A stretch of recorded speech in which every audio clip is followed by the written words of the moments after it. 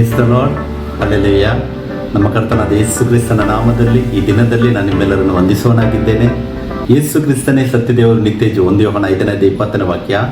ಕ್ರಿಸ್ತನೇ ನಿರಂತರ ಸ್ತುತಿ ಹೊಂದತಕ್ಕ ದೇವರು. ಆಮೇನ್. ರೋಮನ್ಸ್ 9:5 ಸ್ಪಷ್ಟವಾಗಿದೆ. ಇವತ್ತಿನ ಈ ಸಂಚಿಕೆಯಲ್ಲಿ ನಾವು ಧ್ಯಾನಿಸುವ ಇನ್ನೊಂದು ವಿಷಯವನ್ನು, ಚಿಕ್ಕ ಸುರುಳಿ ಎಂದರೆ ಏನು, ಇಂಗ್ಲಿಷಲ್ಲಿ ಹೇಳುವುದಾದರೆ what is the little book. ಇದರ ಉಲ್ಲೇಖವು ಪ್ರಕಟಣೆ 10ನೇ ಅಧ್ಯಾಯ 7ರಿಂದ 11ನೇ ವಾಕ್ಯ ಓದುವಾಗ ನಮಗೆ ಅಲ್ಲಿ ಓದಲಿಕ್ಕೆ ಸಿಗ್ತದೆ. ಅಲ್ಲಿ ವಾಕ್ಯ ಹೇಳ್ತದೆ, ಚಿಕ್ಕ ಸುರುಳಿ ಬಗ್ಗೆ ಮಾತಾಡ್ತದೆ. ಅಲ್ಲಿ ದೇವದೂತನು ಯೋಹಾನನಿಗೆ ಹೇಳ್ತಾನೆ, ಅದನ್ನು ತಿನ್ನುವಾಗ ಆತನ ಹೊಟ್ಟೆ ಕಹಿ ಆಗ್ತದೆ ಅಂತೇಳಿ ವಾಕ್ಯ ಹೇಳ್ತದೆ, ಮತ್ತೆ ಆತನ ಬಾಯಿ ಸಿಹಿ ಆಗ್ತದೆ ಅಂತೇಳಿ ಹೇಳ್ತದೆ. ಸೊ ನಾವು ಧ್ಯಾನಿಸುವ ಆ ಚಿಕ್ಕ ಸುರುಳಿ ಏನು, ಮತ್ತೆ ಆ ದೇವದೂತನು ಯಾವಾಗ ಅದು ಕೊಡಲ್ಪಡುತ್ತದೆ ಯೋಹಾನನಿಗೆ, ಅದು ಟೈಮ್ ಲಿಮಿಟ್ ಯಾವುದನ್ನು ಸೂಚಿಸ್ತಾ ಇದೆ ಅದನ್ನು ಧ್ಯಾನಿಸುವ. ಮತ್ತೆ ಹೊಟ್ಟೆ ಕಹಿ ಆಗುವುದೆಂದರೇನು, ಬಾಯಿ ಸಿಹಿ ಆಗುವುದೆಂದರೇನು, ಇದು ಆತ್ಮಿಕ ಅರ್ಥವನ್ನು ಸೂಚಿಸುವಂಥದ್ದಾಗಿದೆ. ಅದು ಏನಂತೇಳಿ ನಾವು ಇವತ್ತು ವಾಕ್ಯ ಭಾಗದಿಂದ ಧ್ಯಾನಿಸುವ.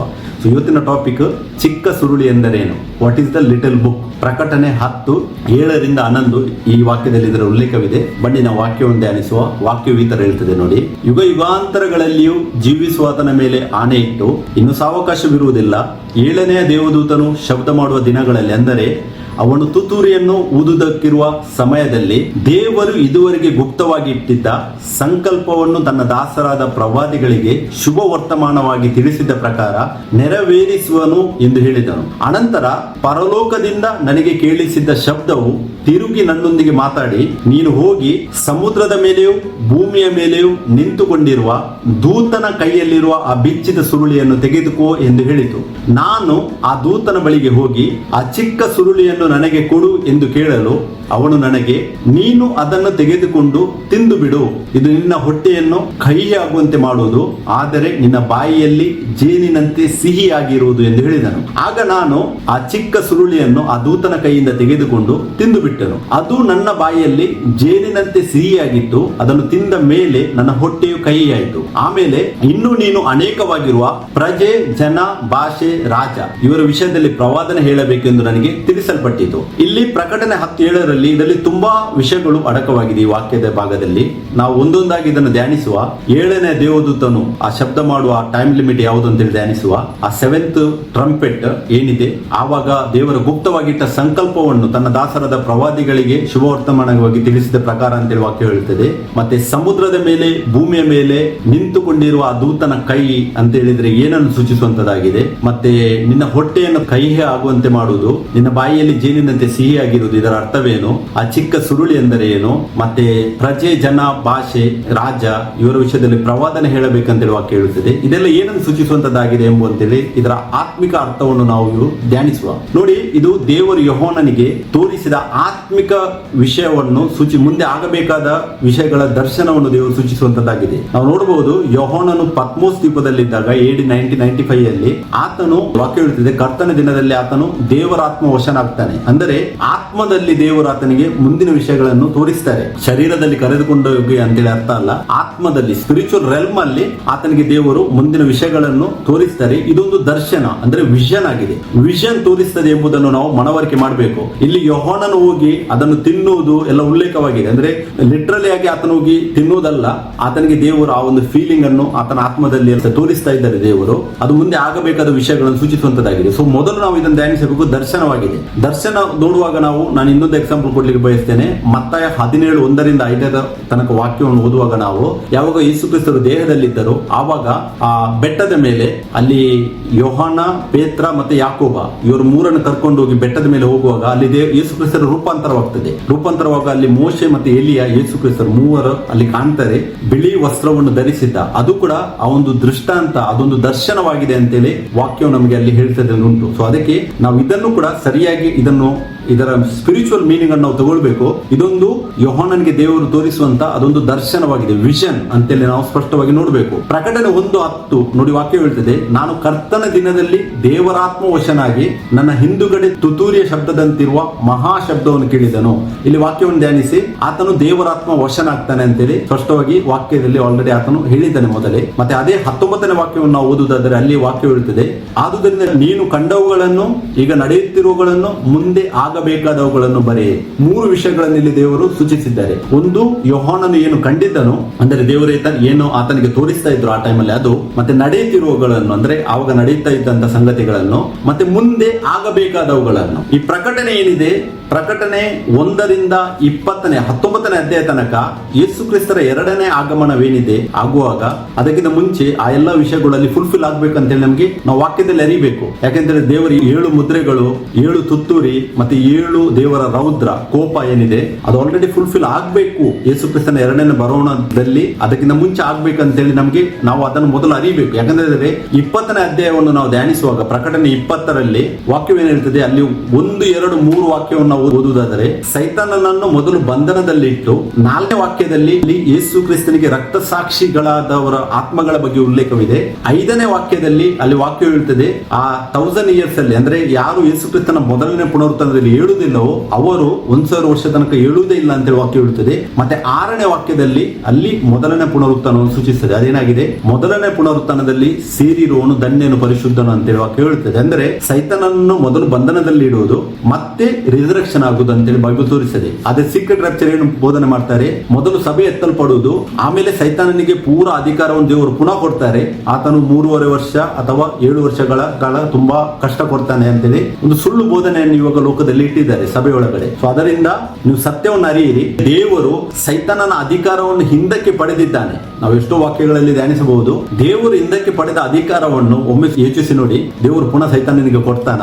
ದೇವರು ಅದಕ್ಕೆ ಬೆಲೆಯನ್ನು ಕೊಟ್ಟಿದ್ದಾರೆ. ಆ ಅಧಿಕಾರವನ್ನು ಹಿಂದೆ ಪಡೆದುಕೊಳ್ಳಬೇಕಾದ್ರೆ ತನ್ನನ್ನು ತಾನು ಆ ಕ್ರೂಜಲ್ಲಿ ಸಮರ್ಪಿಸಿ ತನ್ನ ರಕ್ತವನ್ನು ಸುರಿಸಿ ಆತನು ಆ ಮರಣವನ್ನು ಗೆದ್ದು ಆ ಅಧಿಕಾರವನ್ನು ಹಿಂದಕ್ಕೆ ಪಡೆದಿದ್ದಾನೆ. ನಾವು ಪ್ರಕಟಣೆ 1:18ರಲ್ಲಿ ನಮಗೆ ಓದಬಹುದು ವಾಕ್ಯದಲ್ಲಿ. ಅಲ್ಲಿ ಯೇಸು ಹೇಳ್ತಾರೆ, ಪಾತಾಳದ ಮತ್ತು ಮರಣದ ಬೀಗದ ಕೈಗಳು ನನ್ನ ಕೈಯಲ್ಲಿವೆ. ಅದೇ ಮರಣದ ಬೀಗದ ಕೈಗಳನ್ನು ಪುನಃ ಸೈತಾನಿಗೆ ಕೊಡ್ತಾರ? ಒಮ್ಮೆ ನೀವು ಯೋಚಿಸಿ ನೋಡಿ, ನಾನು ಅದರಲ್ಲಿ ಡೀಟೇಲ್ ಆಗಿ ಹೋಗುದಿಲ್ಲ. ಸೊ ಅದಕ್ಕೆ ಇಲ್ಲಿ ಏನಂತ ಹೇಳಿದ್ರೆ, ಪ್ರಕಟಣೆ 19ನೇ ಅಧ್ಯಾಯ ತನಕ 7 ಮುದ್ರೆಗಳು, 7 ತುತ್ತೂರಿ ಮತ್ತೆ 7 ರೌದ್ರ, 21 ಟೋಟಲ್ ಏನಿದೆ ಅದು ಫುಲ್ಫಿಲ್ ಆಗಬೇಕು ಯೇಸು ಕ್ರಿಸ್ತನ ಸೆಕೆಂಡ್ ಆಗಮನದಲ್ಲಿ. ಇದನ್ನು ನೀವು ಮನಸ್ಸಿನಲ್ಲಿ ಇಟ್ಟಿದ್ರೆ ಸಾಕು. ಸೊ ಪ್ರಕಟಣೆ 1:1 ಹೇಳ್ತದೆ, ಆತನು ಬೇಗನೆ ಸಂಭವಿಸಬೇಕಾಗಿರುವ ಸಂಗತಿಗಳನ್ನು ಅಲ್ಲಿ ತಿಳಿಯಪಡಿಸ್ತಾ ಇದ್ದಾನೆ ಯೋಹಾನನಿಗೆ. ಬೇಗನೆ ಅಂತ ಹೇಳುವಾಗ ಇಂಗ್ಲಿಷ್ ಅಲ್ಲಿ ಬರೆದಿದೆ, things which must quickly take place. ಅಂದ್ರೆ ಯಾವಾಗ ಕೊಟ್ಟಿದ್ದರು, AD 1995 ದೇವರು ಪ್ರಕಟಣೆ ಕೊಡ್ತಾರೆ ಯೋಹಾನನಿಗೆ, ಆ ಟೈಮ್ ಇಂದಲೇ ಅದು ಆಲ್ರೆಡಿ ಕಾರ್ಯರೂಪಕ್ಕೆ ಬಂದಿದೆ ಅಂತ ಹೇಳಿ ಅರ್ಥ ಆದದ್ದು. Quickly take place and he sent and signified it by his angel. Signs ಅಲ್ಲಿ ಸಿಗ್ನಿಫೈಡ್ ಬೈಬಲ್, ಪ್ರಕಟಣೆ ಏನಿದೆ ಅದು ಸಿಗ್ನಿಫೈಡ್ ಬೈಬಲ್ ಸೈನ್ಸ್ ಅಲ್ಲಿ ಬರೆದಿದೆ. ಅದನ್ನು ಆತನು ತನ್ನ ದೂತನಿಗೆ ಕೊಟ್ಟು ದೂತನ ಆತನಿಗೆ ಯೋಹಾನನಿಗೆ ಎಕ್ಸ್ಪ್ಲೇನ್ ಮಾಡ್ತಾ ಇದ್ದಾನೆ ಯಾವ ತರ ಆಗುವುದು ಅಂತೇಳಿ. ಅಂದ್ರೆ ಆತ್ಮದಲ್ಲಿ ದೇವರು ಮುಂದೆ ಆಗಬೇಕಾದ ವಿಷಯಗಳನ್ನು ತನ್ನ ರಾಜ್ಯದಲ್ಲಿ, ಯೇಸು ಕ್ರಿಸ್ತನ ರಾಜ್ಯದಲ್ಲಿ ಏನೆಲ್ಲ ವಿಷಯಗಳು ಈ ಭೂಮಿಯ ಮೇಲೆ ನಡೆಯಬೇಕು ಸಭೆಯ ಒಳಗಡೆ ಎನ್ನುವಂತ ವಿಷಯಗಳನ್ನು ದೇವರಲ್ಲಿ ಎಕ್ಸ್ಪ್ಲೇನ್ ಮಾಡ್ತಾ ಇದ್ದಾರೆ ಯೋಹಾನನಿಗೆ. ಮತ್ತೆ ಪ್ರಕಟಣೆ 1:3 ನೋಡಿ, ಅವು ನೆರವೇರುವ ಸಮಯವು ಸಮೀಪವಾಗಿದೆ. ಅಂದ್ರೆ ಆವಾಗದಿಂದಲೇ ಸ್ಟಾರ್ಟ್ ಆಗಿದೆ ಅಂತೇಳಿ ಅರ್ಥ. ಸೊ ನಾವು ಇವಾಗ ಪ್ರಕಟಣೆ 10:7 ಧ್ಯಾನಿಸುವ, ಅಲ್ಲಿ ವಾಕ್ಯ ಹೇಳ್ತದೆ ನೋಡಿ, ಇನ್ನು ಸಾವಕಾಶವಿರುವುದಿಲ್ಲ, 7ನೇ ದೇವದೂತನು ಶಬ್ದ ಮಾಡುವ ದಿನಗಳಲ್ಲಿ, ಅಂದರೆ ಅವನು ತುತ್ತೂರಿಯನ್ನು ಊದುವುದಕ್ಕಿರುವ ಸಮಯ ಯಾವುದು ಎಂಬುದನ್ನು ನಾವು ಧ್ಯಾನಿಸಬೇಕು. 7ನೇ ದೂತನು ಅಂತೇಳಿ ಲಿಟ್ರಲ್ ಆಗಿ ನಾವು ತಗೊಳ್ಳುವುದಾದರೆ, ಅಂದ್ರೆ ಶಾಬ್ದಿಕವಾಗಿ ತಗೊಳ್ಳುವುದಾದರೆ, ಆಕಾಶದ ದೇವದೂತನು 7th ಟ್ರಂಪೆಟ್ ಊದ್ತಾ ಇದ್ದಾನೆ ಯೋಹಾನನ ದರ್ಶನದಲ್ಲಿ. ಯೋಹಾನನ ದರ್ಶನ ನೋಡ್ತಾ ಇದ್ದಾನೆ, ಅದರಲ್ಲಿ ಆತನು ಕಹಳೆ ಊದ್ತಾ ಇದ್ದಾನೆ, ಅಂದ್ರೆ ತುತ್ತೂರಿ ಊದ್ತಾ ಇದ್ದಾನೆ, 7th ಟ್ರಂಪೆಟ್ ಅಂತೇಳಿ. ಇದನ್ನೇ ಪ್ರಕಟಣೆ 11:15ರಲ್ಲಿ ಕೂಡ ನಾವು ಓದಬಹುದು, ಅಲ್ಲಿ ಕ್ಲಿಯರ್ ಆಗಿ ಉಲ್ಲೇಖವಿದೆ ಅದರ ಬಗ್ಗೆ. ಸಿಂಬಲಿಕ್ ಆಗಿ ನಾವು ತಗೊಳ್ಳುವುದಾದರೆ, ಅದನ್ನು ಪ್ರತೀಕಾತ್ಮಕವಾಗಿ ತಗೊಳ್ಳುವುದಾದರೆ, ದೇವರು ತನ್ನ ರಹಸ್ಯ ಯೋಜನೆಯನ್ನು ಮುಗಿಸುವ ಅಂತಿಮ ಸಂದೇಶ ವಾಹಕ ಅಥವಾ ಚಲನೆಯನ್ನು ಸೂಚಿಸ್ತಾ ಇದ್ದಾರೆ ದೇವರು. ಇದರಲ್ಲಿ ಸುವಾರ್ತೆಯ ಪೂರ್ಣತೆ, ಕೊನೆಯ ಎಚ್ಚರಿಕೆ ಮತ್ತು ನಮ್ಮ ಕರ್ತನಾದ ಯೇಸು ಕ್ರಿಸ್ತನ 2ನೇ ಬರುವಿಕೆಗೆ ಸಿದ್ಧತೆ ಒಳಗೊಂಡಿರುತ್ತದೆ. ಯೇಸು ಕ್ರಿಸ್ತರು 7ನೇ ಟ್ರಂಪೆಟ್ ಮುಖಾಂತರವಾಗಿ ಇಲ್ಲಿ ಎಚ್ಚರಿಸ್ತಾ ಇದ್ದಾರೆ. 7ನೇ ಟ್ರಂಪೆಟ್ ಆದ್ಮೇಲೆ ನೆಕ್ಸ್ಟ್ 7th ಟ್ರಂಪೆಟ್ ಏನಿದೆ ಅದು ದೇವರ 7 ರೌದ್ರವಾಗಿ ವಿಂಗಡಿಸಲಾಗುತ್ತದೆ.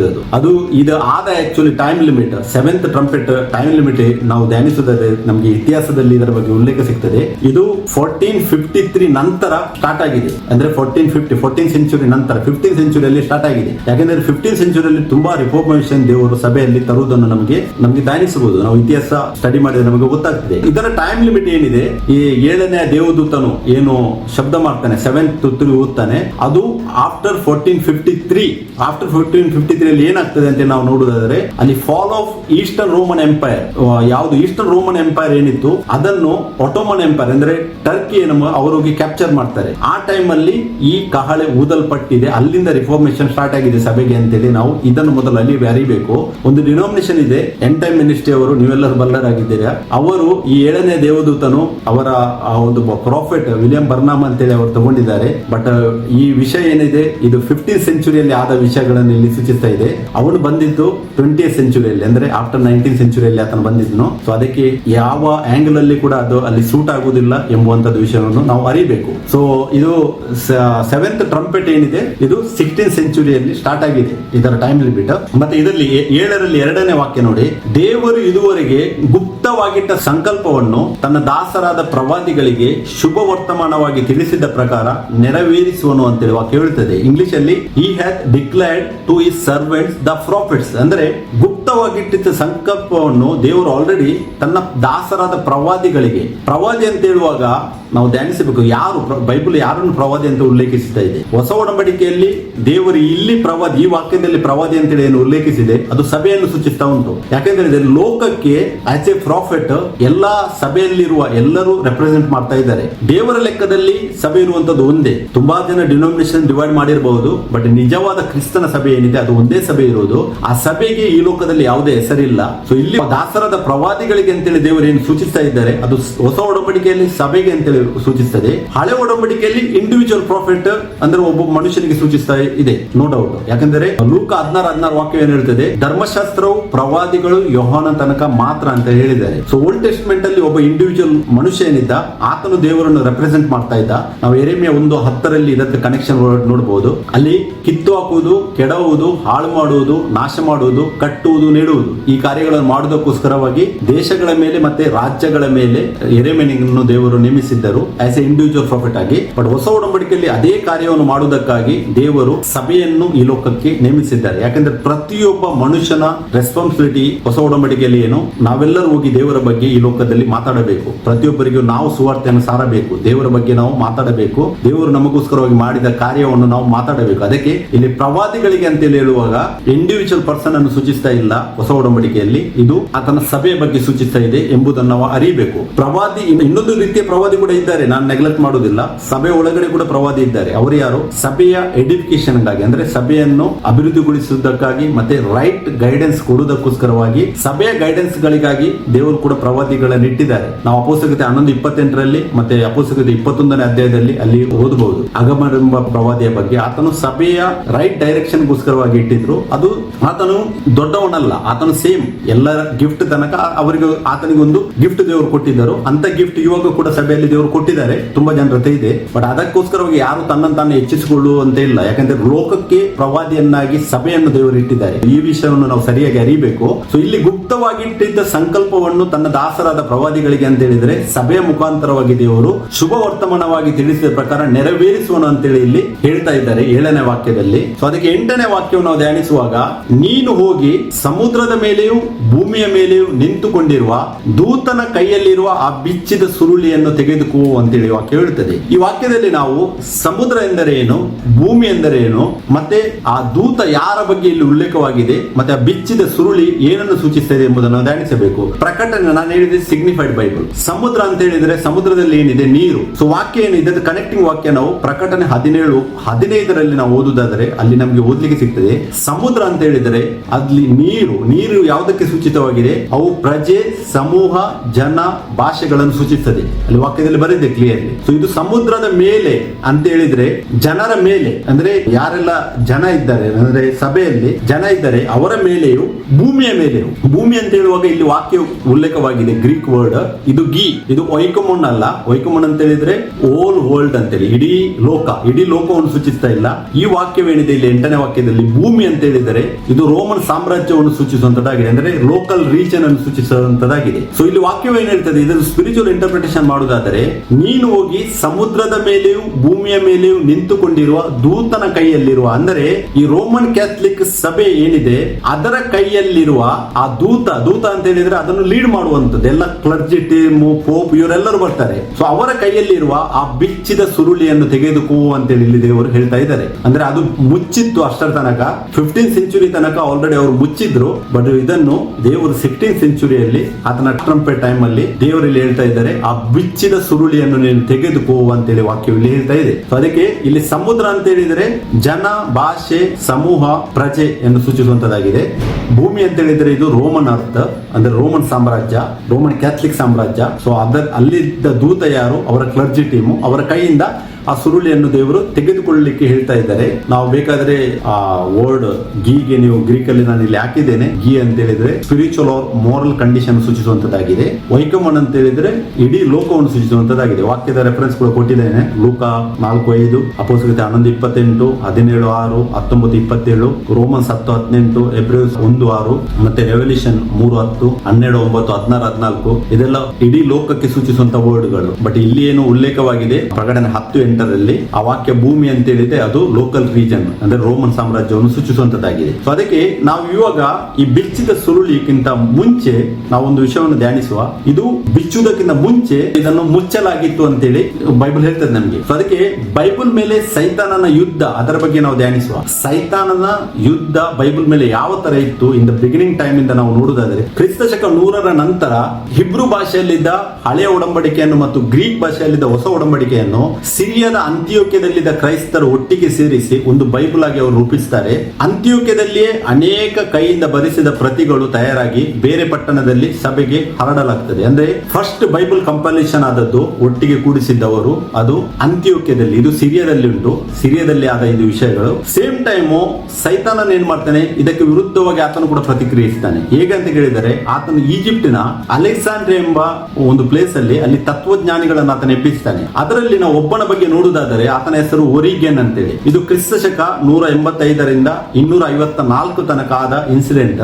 ಈತನು ಸಿರಿಯದ ಪವಾಡ ಗ್ರಂಥಗಳನ್ನು ತಮ್ಮ ನಂಬಿಕೆಗೆ ಹೊಂದಿಕೆಯಾಗುವಂತೆ ಬದಲಾಯಿಸ್ತಾನೆ. ಈತನ ಬಗ್ಗೆ ನಾವು ಅರಿತರೆ ನಮಗೆ ಗೊತ್ತಾಗ್ತದೆ, ಈತನ ಹಿಸ್ಟರಿಯಲ್ಲಿ ನಮಗೆ ಈತನ ಬಗ್ಗೆ ಸಿಗ್ತದೆ. ಬೈಬಲ್ ಅನ್ನು ಯೇಸು ಕ್ರಿಸ್ತರ ಶಿಷ್ಯಂದಿರು ಯಾವ ಒಟ್ಟುಗೂಡಿಸ್ತಾ ಇದ್ದಾರೋ ಆತನು ಇವನ್ನು ಕೌಂಟರ್ ಕೊಡುವುದಕ್ಕೋಸ್ಕರವಾಗಿ ಸೈತಾನನು ಈತನನ್ನು ಬಳಸ್ತಾನೆ. ಈತನ ಏನ್ ಮಾಡ್ತಾನೆ, ಆ ಬೈಬಲ್ ಸುಳ್ಳು ಅಂತೇಳಿ ಅನೇಕ ಗ್ರಂಥಗಳನ್ನು, ಪವಾಡ ಗ್ರಂಥಗಳನ್ನು ತೆಗೆದು ತೋರಿಸಿ ಜನರನ್ನು ಮೋಸಗೊಳಿಸಲಿಕ್ಕೆ ಪ್ರಯತ್ನಿಸ್ತಾನೆ. ಯಾಕಂದ್ರೆ ಸೈತಾನನ ಕಾರ್ಯನೇ ಅದಲ್ಲ, ಸತ್ಯವು ಸಿಗಬಾರದು ಲೋಕಕ್ಕೆ, ಜನರು ರಕ್ಷಣೆ ಹೊಂದಬಾರದಂತೇಳಿ ಸ್ಟಾರ್ಟಿಂಗ್ ಇಂದಲೇ ಆತನ ಪ್ರಯತ್ನ ನಡೀತಾ ಇದೆ ಸಭೆಯ ಮೇಲೆ. ಇದನ್ನು ನಾವು ಅರಿತರೆ ನಮಗೆ ಗೊತ್ತಾಗ್ತದೆ ವಾಕ್ಯದಲ್ಲಿ. ಸೊ ಆತನ ಏನ್ ಮಾಡ್ತಾನೆ, ರೋಮನ್ ಕ್ಯಾಥಲಿಕ್ ಚರ್ಚ್ ಒಂದು ಆಯೋಗವನ್ನು ನೇಮಿಸ್ತಾನೆ. ಆ ಟೈಮಲ್ಲಿ ಒಬ್ಬ ಪೋಪ್ ಇದ್ದ. ಇದಾದದ್ದು AD 400 ಅಲ್ಲಿ. ಪೋಪ್ ದಮಸಸ್ I ಅಂತೇಳಿ ಒಬ್ಬನಿರ್ತಾನೆ. ಆತನು ಆ ಟೈಮಲ್ಲಿ ಇದ್ದ ಒಬ್ಬ ಜೊರೋಮ್ ಎನ್ನುವನ್ನನ್ನು ಆತನು ಲ್ಯಾಟಿನ್ ವಲ್ಗೇಟ್ ಅಂತೇಳಿ ಇವರೊಂದು ಆಯೋಗವನ್ನು ನಿಯೋಜಿಸ್ತಾರೆ. ಆ ಲ್ಯಾಟಿನ್ ವಲ್ಗೇಟ್ ಅಂತ ಹೇಳಿದ್ರೆ ಅದು ಕಾಮನ್ ಟ್ರಾನ್ಸ್ಲೇಷನ್, ಅಂದ್ರೆ ಕಾಮನ್ ವರ್ಷನ್ ಅಂತೇಳಿ ಅರ್ಥ. ಇದು ಲ್ಯಾಟಿನ್ ವರ್ಡ್. ಅವ್ರೇನ್ ಮಾಡ್ತಾರೆ, AD 400 ಅಲ್ಲಿ ಇಡೀ ಬೈಬಲ್ ಅನ್ನು, ಗ್ರೀಕ್ ಹಿಬ್ರು ಅಲ್ಲಿ ಇದ್ದ ಬೈಬಲ್ ಅನ್ನು ಅವರು ಲ್ಯಾಟಿನ್ ಗೆ ಟ್ರಾನ್ಸ್ಲೇಟ್ ಮಾಡ್ತಾರೆ. ಇದಾದದ್ದು ಯಾವಾಗ, ಮತಭ್ರಷ್ಟತೆ ಉಂಟಾದ ಮೇಲೆ. ಮತಭ್ರಷ್ಟತೆ ಉಂಟಾದದ್ದು ಯಾವಾಗ, AD 313 ಅಲ್ಲಿ. ಅದಾದ್ಮೇಲೆ ಕಂಪ್ಲೀಟ್ ರೋಮನ್ ಸಾಮ್ರಾಜ್ಯವು ಅಧಿಕಾರವನ್ನು ಸಭೆಯ ಮೇಲೆ ತೆಗೆದುಕೊಂಡ ಮೇಲೆ ಇವರು ಮಾಡುವಂತ ಕಾರ್ಯ, ಮೊದಲು ಇಡೀ ಬೈಬಲ್ ಅನ್ನು ಅವರು ಹಿಬ್ರು ಇಂದ, ಗ್ರೀಕ್ ಇಂದ ಲ್ಯಾಟಿನ್ ಗೆ ಟ್ರಾನ್ಸ್ಲೇಟ್ ಮಾಡ್ತಾರೆ. ಇದು ಫಸ್ಟ್ ಅವರು ಮಾಡುವ ಕೆಲಸ. ಯಾಕೆಂದ್ರೆ ಇದು ಸೈತಾನನ ಕೆಲಸ. ಸತ್ಯವು ಯಾರಿಗೆ ಸಿಗಬಾರ್ದು ಅಂತೇಳಿ ಆತನ ಕೆಲಸ. ಜೊರೋಮ್ ಏನಿದ್ದಾನೆ, ಆತನು ಒರಿಗೆನ್ನ ಉಪದೇಶಗಳನ್ನು ಆತನು ಅನುಸರಿಸ್ತಾನೆ. ಆದ್ದರಿಂದ ರೋಮನ್ ಕ್ಯಾಥಲಿಕ್ ಬೈಬಲ್ ಅಲ್ಲೂ ಅದೇ ಭ್ರಷ್ಟತೆಗಳು ಕಂಡು ಬಂದಿದೆ. ನಾವು ನೋಡಬಹುದು, ತುಂಬಾ ಮಿಕ್ಸ್ ಅಪ್ ಇದೆ ರೋಮನ್ ಕ್ಯಾಥಲಿಕ್ ಬೈಬಲ್ ನೋಡಿದರೆ. ನಾರ್ಮಲಿ ಬೈಬಲ್ಸ್ ಬುಕ್ಸ್ ಏನಿದೆ 66 ಇದೆ, ಬಟ್ ಅವರಲ್ಲಿ ಓದುವಾಗ 73 ಹೆಚ್ಚಿನ ಪ್ರತಿಗಳನ್ನು, ಯಾಕಂದ್ರೆ ಅವರ ಆ ಸುಳ್ಳನ್ನು ಪ್ರಚಾರ ಮಾಡೋದಕ್ಕೋಸ್ಕರವಾಗಿ. ಸೊ ಕ್ಯಾಥಲಿಕ್ ಈ ಸುಳ್ಳು ಸಭೆ ಏನಿದೆ, ಲ್ಯಾಟಿನ್ ಭಾಷೆ ಅನುವಾದಿತ ಬೈಬಲ್ ಓದಲು ಪಾದ್ರಿಗಳನ್ನು ಮಾತ್ರ ಅನುಮತಿಸಿ ಜನಸಾಮಾನ್ಯರಿಗೆ ನಿರ್ಬಂಧ ವಿಧಿಸಿತ್ತು. ದೇವರ ವಾಕ್ಯವು ಹೇಳ್ತದೆ, ಎಲ್ಲರೂ ದೇವರ ವಾಕ್ಯವನ್ನು ಓದಬೇಕು, ಸತ್ಯವನ್ನು ತಿಳಿಯಬೇಕು ಅಂತೇಳಿ ದೇವರ ಇಚ್ಛೆಯಾಗಿದೆ. ದೇವರು ಲೋಕದ ಮೇಲೆ ಎಷ್ಟೋ ಪ್ರೀತಿಯನ್ನಿಟ್ಟು ತನ್ನ ಒಬ್ಬನೇ ಮಗನನ್ನು ಕೊಟ್ಟನು. ಆದರೆ ಈ ರೋಮನ್ ಕ್ಯಾಥಲಿಕ್ ಸಭೆ ಏನಿದೆ, ನಿಯರ್ಲಿ 1500 ಇಯರ್ಸ್ ಅವರು ಬೈಬಲ್ ಅನ್ನು ಅಡಗಿಸಿಟ್ಟು, ಸತ್ಯವನ್ನು ಲೋಕಕ್ಕೆ ಕೊಡದೆ ಸತ್ಯವನ್ನು ಅವರು ಅಡಗಿಸಿಟ್ಟು ಯಾರಿಗೂ ದೇವರ ವಾಕ್ಯ ಸಿಗದಂತೆ ಮಾಡಿ, ಓನ್ಲಿ ಅವರ ಕ್ಲರ್ಜಿ ಟೀಮ್ ಏನಿದೆ, ಅಂದ್ರೆ ಪಾದ್ರಿಗಳೇನಿದ್ದಾರೆ ಅವರು ಮಾತ್ರ ಬೈಬಲ್ ಓದಲು ಅರ್ಹರು ಅಂತೇಳಿ ತಮ್ಮನ್ನು ತಾವು ಇಚ್ಛಿಸಿಕೊಂಡು ಎಲ್ಲಾ ಜನರನ್ನು, ಅವರ ಅಂಡರ್ ಇರುವ ಎಲ್ಲಾ ಜನರಿಗೆ ಸತ್ಯ ತಿಳಿಸದೆ ಅವರೇನು ಹೇಳ್ತಾರೆ ಅದೇ ಸತ್ಯ ಅವರಿಗೆ. ಯಾಕಂದ್ರೆ ವಾಕ್ಯ ಓದ್ಲಿಕ್ಕೆ ಆಗುದಿಲ್ಲ, ವಾಕ್ಯ ಇಲ್ಲ. ಅವ್ರು ಲ್ಯಾಟಿನ್ ಅಲ್ಲಿ ಟ್ರಾನ್ಸ್ಲೇಟ್ ಮಾಡಿ ಇಟ್ಟಿದ್ದಾರೆ. ಲ್ಯಾಟಿನ್ ಅವರ ಭಾಷೆ ಅವರಿಗೆ ಮಾತ್ರ ಅರ್ಥ ಆಗ್ತದೆ, ಬೇರೆ ಯಾರಿಗೂ ಅರ್ಥ ಆಗುದಿಲ್ಲ. ಇವನ AD 400 ಇಂದ 1965 ತನಕ ವಿಶ್ವದ ಎಲ್ಲಾ ಕಂಟ್ರಿಗಳಲ್ಲಿ ಎಲ್ಲೆಲ್ಲಿ ರೋಮನ್ ಕ್ಯಾಥಲಿಕ್ ಪೂಜೆ ನಡೀತಾ ಇತ್ತು ಅಲ್ಲೆಲ್ಲ ಅವರು ಲ್ಯಾಟಿನ್ ಭಾಷೆಯಲ್ಲಿ ಪೂಜೆ ನಡೆಸ್ತಾ ಇದ್ರು. ಬೇರೆ ಯಾವುದೇ ಭಾಷೆಯಲ್ಲಿ ಪೂಜೆ ಕೂಡ ನಡೆಯುತ್ತಾ ಇರಲಿಲ್ಲ. ಅಂದ್ರೆ ಅಷ್ಟೊಂದು ಸೈತಾನನು ಬಿಗಿ ಕಂಟ್ರೋಲ್ ಅನ್ನು ಸಭೆಯ ಮೇಲೆ ಇಟ್ಟಿದ್ದನು. ಅದಕ್ಕೆ ಅವರನ್ನು ಎಲ್ಲ ಭ್ರಷ್ಟರನ್ನಾಗಿ ಮಾಡಿ ಸತ್ಯವನ್ನು ಅಡಗಿಸಿಟ್ಟು ಎಲ್ಲ ಕಾರ್ಯಗಳನ್ನು ಅವರು ಮಾಡ್ತಾ ಇದ್ರು. ಆದ್ರೆ ಕರ್ತನಾದ ಯೇಸು ಕೂಡ ತುಂಬಾ ಜನರನ್ನು ಮಧ್ಯದಲ್ಲಿ ಎಬ್ಬಿಸಿದ್ದಾರೆ. ಯಾಕಂದ್ರೆ ಸತ್ಯವನ್ನು ಯಾವತ್ತೂ ಅಡಗಿಸಲಿಕ್ಕೆ ಆಗುವುದಿಲ್ಲ, ಸೈತಾನ ಎಷ್ಟೇ ಪ್ರಯತ್ನಿಸಲಿ. ಯೇಸು ಕ್ರಿಸ್ತರು ಏನಿದೆ ಪ್ರಕಟಣೆ 1:18 ಪಾತಾಳದ ಮತ್ತು ಬೀಗದ ಕೈಗಳು ನನ್ನ ಕೈಯಲ್ಲಿವೆ. ಸೊ ಅದಕ್ಕೆ ಯೇಸು ಕ್ರಿಸ್ತರು ಜಯ ಹೊಂದಿದ್ದಾರೆ. ಬಟ್ ಸೈತಾನನು ತುಂಬಾ ಟ್ರೈ ಮಾಡಿದ್ದಾನೆ. ಆಕ್ಚುಲಿ ಸೈತಾನನ್ನು ಟ್ರೈ ಮಾಡ್ಲಿಕ್ಕೆ ರೀಸನ್ ಏನು? ಮನುಷ್ಯರೇ ಆತನಿಗೆ ಅಧಿಕಾರವನ್ನು ಕೊಡುವುದು. ಅಧಿಕಾರ ಯಾರಿಗೆ ಬೇಕು? ಇವಾಗ ಮನುಷ್ಯರಿಗೆ ಬೇಕು. ಆ ಸಭೆಯಲ್ಲಿ ತಮ್ಮನ್ನು ತಾವು ಇಚ್ಛಿಸಿಕೊಂಡು ಯಾರು ಕೂತ್ಕೊಂಡು ಅಧಿಕಾರವನ್ನು ನಡೆಸ್ತಾ ಇದ್ದಾರೆ ಅವರು ಸೈತಾನಿಗೆ ಅಧಿಕಾರವನ್ನು ಕೊಡ್ತಾರೆ. ಅವರು ಸೈತಾನ ಅವರನ್ನು ತುಂಬಾ ಯೂಸ್ ಮಾಡ್ತಾ ಇದ್ದಾನೆ. ಬಟ್ ಕರ್ತನಾದ ಯೇಸು ಏನ್ ಮಾಡ್ತಾರೆ? ತುಂಬಾ ಜನರನ್ನು ಮಧ್ಯದಲ್ಲಿ ಎಬ್ಬಿಸ್ತಾರೆ. ನಾವು ಎಕ್ಸಾಂಪಲ್ ಆಗಿ ನೋಡುವುದಾದರೆ ಮೊನಾಸ್ಟಿಕ್ ರಿಫಾರ್ಮ್ಸ್ ಅಂತೇಳಿ 6th ಸೆಂಚುರಿಯಲ್ಲಿ ರೈಸ್ ಆಗ್ತದೆ. ಮೊನಾಸ್ಟಿಸಿಸಮ್ ಅಂತ ಹೇಳ್ತಾರೆ ಅವರಿಗೆ. ಇವರ ತತ್ವವೇನಾಗಿತ್ತು? ಫಾಸ್ಟಿಂಗ್ ಮಾಡುದು, ಪ್ರೇಯರ್ ಮಾಡುದು, ದೇವರ ವಾಕ್ಯ ಓದುವುದು ಮತ್ತೆ ದೇವರನ್ನು ಮಾತ್ರ ಮಹಿಮೆ ಪಡಿಸುವುದು. ಸೊ ಇವರನ್ನು ಆ ಸಭೆ, ರೋಮನ್ ಕ್ಯಾಥಲಿಕ್ ಸಭೆ ಏನಿದೆ ಅದು ತುಂಬಾ ಹಿಂಸಿಸಿ ಇದರ ದೃಷ್ಟಿ ಉಂಟು. ಆಮೇಲೆ ದೇವರು 7th ಸೆಂಚುರಿಯಲ್ಲಿ ಬೈಸಂಟೈನ್ ಅಂದ್ರೆ ಮುಸ್ಲಿಂ ಕಾನ್ಫ್ಲಿಕ್ಟ್ ಅನ್ನು ರೈಸ್ ಮಾಡ್ತಾರೆ. ಮುಸ್ಲಿಮರನ್ನು ದೇವರು ರೈಸ್ ಮಾಡ್ತಾರೆ ರೋಮನ್ ಕ್ಯಾಥಲಿಕ್ ವಿರುದ್ಧವಾಗಿ, ಅವರಿಗೆ ಶಿಕ್ಷೆಯನ್ನು ಕೊಡೋದಕ್ಕೋಸ್ಕರವಾಗಿ. ಇದು 7th, 8th, 9th, 10th ಸೆಂಚುರಿಯಲ್ಲಿ ಇದನ್ನು ಕಂಟಿನ್ಯೂ ಆಗ್ತದೆ. ಅವರು ತುಂಬಾ ಉಪದ್ರವ ಕೊಡ್ತಾರೆ ರೋಮನ್ ಕ್ಯಾಥಲಿಕ್ಸ್ ಅವರಿಗೆ. ಆಮೇಲೆ ಆಲ್ಪ್ಸ್ ಎನ್ನುವ ಪರ್ವತ ಪ್ರದೇಶದಲ್ಲಿ ವಾಸಿಸಿದ ವಾಲ್ಟೆನ್ಸಿಯನ್ಸ್ ಅಥವಾ ವೈಡೋಯಿಸ್ ಎಂಬ ಜನಾಂಗವನ್ನು ಕೂಡ ದೇವರು ರೈಸ್ ಮಾಡ್ತಾರೆ. ಅವರು ಬೈಬಲ್ ಅನ್ನು ಟ್ರಾನ್ಸ್ಲೇಟ್ ಮಾಡ್ತಾರೆ. ಬೈಬಲ್ ಟ್ರಾನ್ಸ್ಲೇಷನ್ ಸ್ಟಾರ್ಟ್ ಆಗಿದ್ದು 15th ಸೆಂಚುರಿ 16th ಸೆಂಚುರಿಯಿಂದ ಪವರ್ಫುಲ್ ಆಗಿ ಸ್ಟಾರ್ಟ್ ಆಗ್ತದೆ. ಬಟ್ ಅದಕ್ಕಿಂತ ಮುಂಚೆ ಕೂಡ ತುಂಬಾ ಗ್ರೂಪ್ಸ್ ದೇವರು, ವಾಲ್ಟೆನ್ಸಿಯನ್ಸ್, ಅಲ್ಬಿಗೆನ್ಸಿಯನ್ಸ್ ಇಂಥ ಗ್ರೂಪ್ ಗಳನ್ನು ದೇವರು ರೈಸ್ ಮಾಡಿದ್ದಾರೆ. ಸೊ ತುಂಬಾ ಜನರು ಬೈಬಲ್ ಅನ್ನು ಆ ಟೈಮಲ್ಲಿ ಕೂಡ ಟ್ರಾನ್ಸ್ಲೇಟ್ ಮಾಡಿದ್ರು. ಬಟ್ ಆದ್ರೆ ಎಲ್ಲದಕ್ಕೂ ಈ ರೋಮನ್ ಕ್ಯಾಥಲಿಕ್ ಸಭೆ ಏನಿದೆ ಎಲ್ಲ ಅಡೆತಡೆಗಳನ್ನು ಆಗ್ತಾ ಇತ್ತು. ಯಾಕಂತ ಹೇಳಿದ್ರೆ ಒನ್ ಮ್ಯಾನ್ ರೂಲಿಂಗ್ ಏನಿದೆ, ಪೋಪ್ ಸರ್ವಾಧಿಕಾರಿ, ಆತನು ಎಲ್ಲರನ್ನು ಕೊಲ್ತಾ ಇದ್ದನು. ಸೊ ಅದಕ್ಕೆ ಕ್ಯಾಥಲಿಕ್ ಸುಳ್ಳು ಸಭೆ ಏನಿದೆ, ವಾಲ್ಟೆನ್ಷನ್ಸ್ ಹಾಗೂ ಅಲ್ಬಿಗೆನ್ಸನ್ಸ್, ಇವರು ದೇವರಿಂದ ಆಯ್ಕೆಯಾದ ಜನಾಂಗಗಳನ್ನು ಇವರು ಕಠಿಣವಾಗಿ ಹಿಂಸಿಸಿದ್ದಾರೆ. ಮತ್ತೆ ಈ ಜನರು ದೇವರ ವಾಕ್ಯವನ್ನು ಸಂರಕ್ಷಿಸ್ತಾ ಇದ್ದರು, ಕ್ರಿಸ್ತನ ಶುದ್ಧ ಸುವಾರ್ತೆಯನ್ನು ಪ್ರಚಾರ ಮಾಡ್ತಿದ್ದರು. ಮತ್ತೆ ಕ್ಯಾಥಲಿಕ್ ಸುಳ್ಳು ಸಭೆ, ಆತನ ಪೋಪ್ ಏನಿದ್ದಾನೆ ಆತನೇ ಅಂತೇಳಿ ಇವರು ಸಾಕ್ಷಿ ಕೂಡ ನೀಡಿದ್ದಾರೆ. ಇದು ಪೋಪು ಆಂಟಿಕ್ರೈಸ್ಟ್ ಅಂತೇಳಿ ಇವಾಗ ಪ್ರಕಟವಾಗಿದ್ದಲ್ಲ, ಇದು ಆಲ್ರೆಡಿ 10th ಸೆಂಚುರಿಯಲ್ಲಿ ಆ ಟೈಮಲ್ಲಿ ಬಿಗಿನಿಂಗ್ ಟೈಮಲ್ಲಿ ಪ್ರಕಟವಾಗಿದೆ. ಯಾರಿಗೆಲ್ಲ ಸತ್ಯ ಗೊತ್ತಿದೆ ಅವರು ಸತ್ಯದಲ್ಲಿ ನೆಲೆಗೊಳ್ಳಬಹುದು. ಇದೊಂದು ಸೈತಾನನ ವಾರ್ ಏನಿದೆ ಅದು ಇನ್ವಿಸಿಬಲ್ ವಾರ್ ಆಗಿದೆ. ಸೈತಾನನು ಓಪನ್ ಆಗಿ ಆತನು ವಾರ್ ಮಾಡುವುದಿಲ್ಲ. ಆತನೇನು ಮಾಡ್ತಾನೆ? ರೋಮನ್ ಕ್ಯಾಥಲಿಕ್ ಏನಿದೆ ಸರ್ವಾಧಿಕಾರಿ ಅಂತೇಳಿ ಲೋಕದಲ್ಲಿ ಪ್ರಕಟಿಸಿದ್ದನು. ಯಾರು ರೋಮನ್ ಧರ್ಮವನ್ನು ವಿರೋಧಿಸ್ತಾರೋ ಅವರನ್ನು ಆತನು ಹಿಂಸಿಸ್ತಾ ಇದ್ದಾನೆ. ಅಂದ್ರೆ ಅದೊಂದು ಇನ್ವಿಸಿಬಲ್ ವಾರ್ ಆಗಿ ಆತ್ಮಿಕ ಸ್ಪಿರಿಚುವಲ್ ರೆಲ್ಮ್ ಅಲ್ಲಿ ಆತನು ಹಿಂಸಿಸ್ತಾ ಇದ್ದನು. ಬಟ್ ಫಿಸಿಕಲ್ ಆಗಿ ನೋಡಿದ್ರೆ ರೋಮನ್ ಧರ್ಮವನ್ನು ಯಾರು ವಿರೋಧಿಸ್ತಾರೆ ಅವರನ್ನು ಆತನು ಕೊಲ್ತಾ ಇದ್ದನು. ಸೊ ಅದಕ್ಕೆ ಇದೊಂದು ಇನ್ವಿಸಿಬಲ್ ವಾರ್. ಇದನ್ನು ಆತ್ಮಿಕ ರೆಲ್ಮ್ ಅಲ್ಲಿ ಮಾತ್ರ ನಮಗೆ ಅರಿಲಿಕ್ಕೆ ಆಗ್ತದೆ ಅಂತೇಳಿ ನಾವು ಇದನ್ನು ಅರಿಬೇಕು. ಸೊ ಈ ವಾಲ್ಟೇನ್ಷಿಯನ್ಸ್ ಬೈಬಲ್ ಏನು ಅವರು ಪ್ರಚಾರ ಮಾಡ್ತಾ ಇದ್ರು, ಅವರಿಗೆ ಈ ಪೋಪ್ ಏನಿದ್ದಾನೆ ತುಂಬಾ ರಿಸ್ಟ್ರಿಕ್ಷನ್ಸ್ ಹಾಕಿ ಅವರನ್ನು ಕೊಂದಿದ್ದನು. ಎಷ್ಟೊಂದು ಆತನು ಕೌನ್ಸಿಲ್ಸ್ ಅನ್ನು ರೈಸ್ ಮಾಡ್ತಾ ಇದ್ದನು. ನಾವು ಕ್ರಿಸ್ತಶಕ 1229 ಅಲ್ಲಿ ನೋಡುವುದಾದರೆ ಕೌನ್ಸಿಲ್ ಆಫ್ ಟೂಲೋಸ್ ಅಂತೇಳಿ ಒಂದು ಪರಿಷತ್ ಮಾಡ್ತಾನೆ ಅವನು.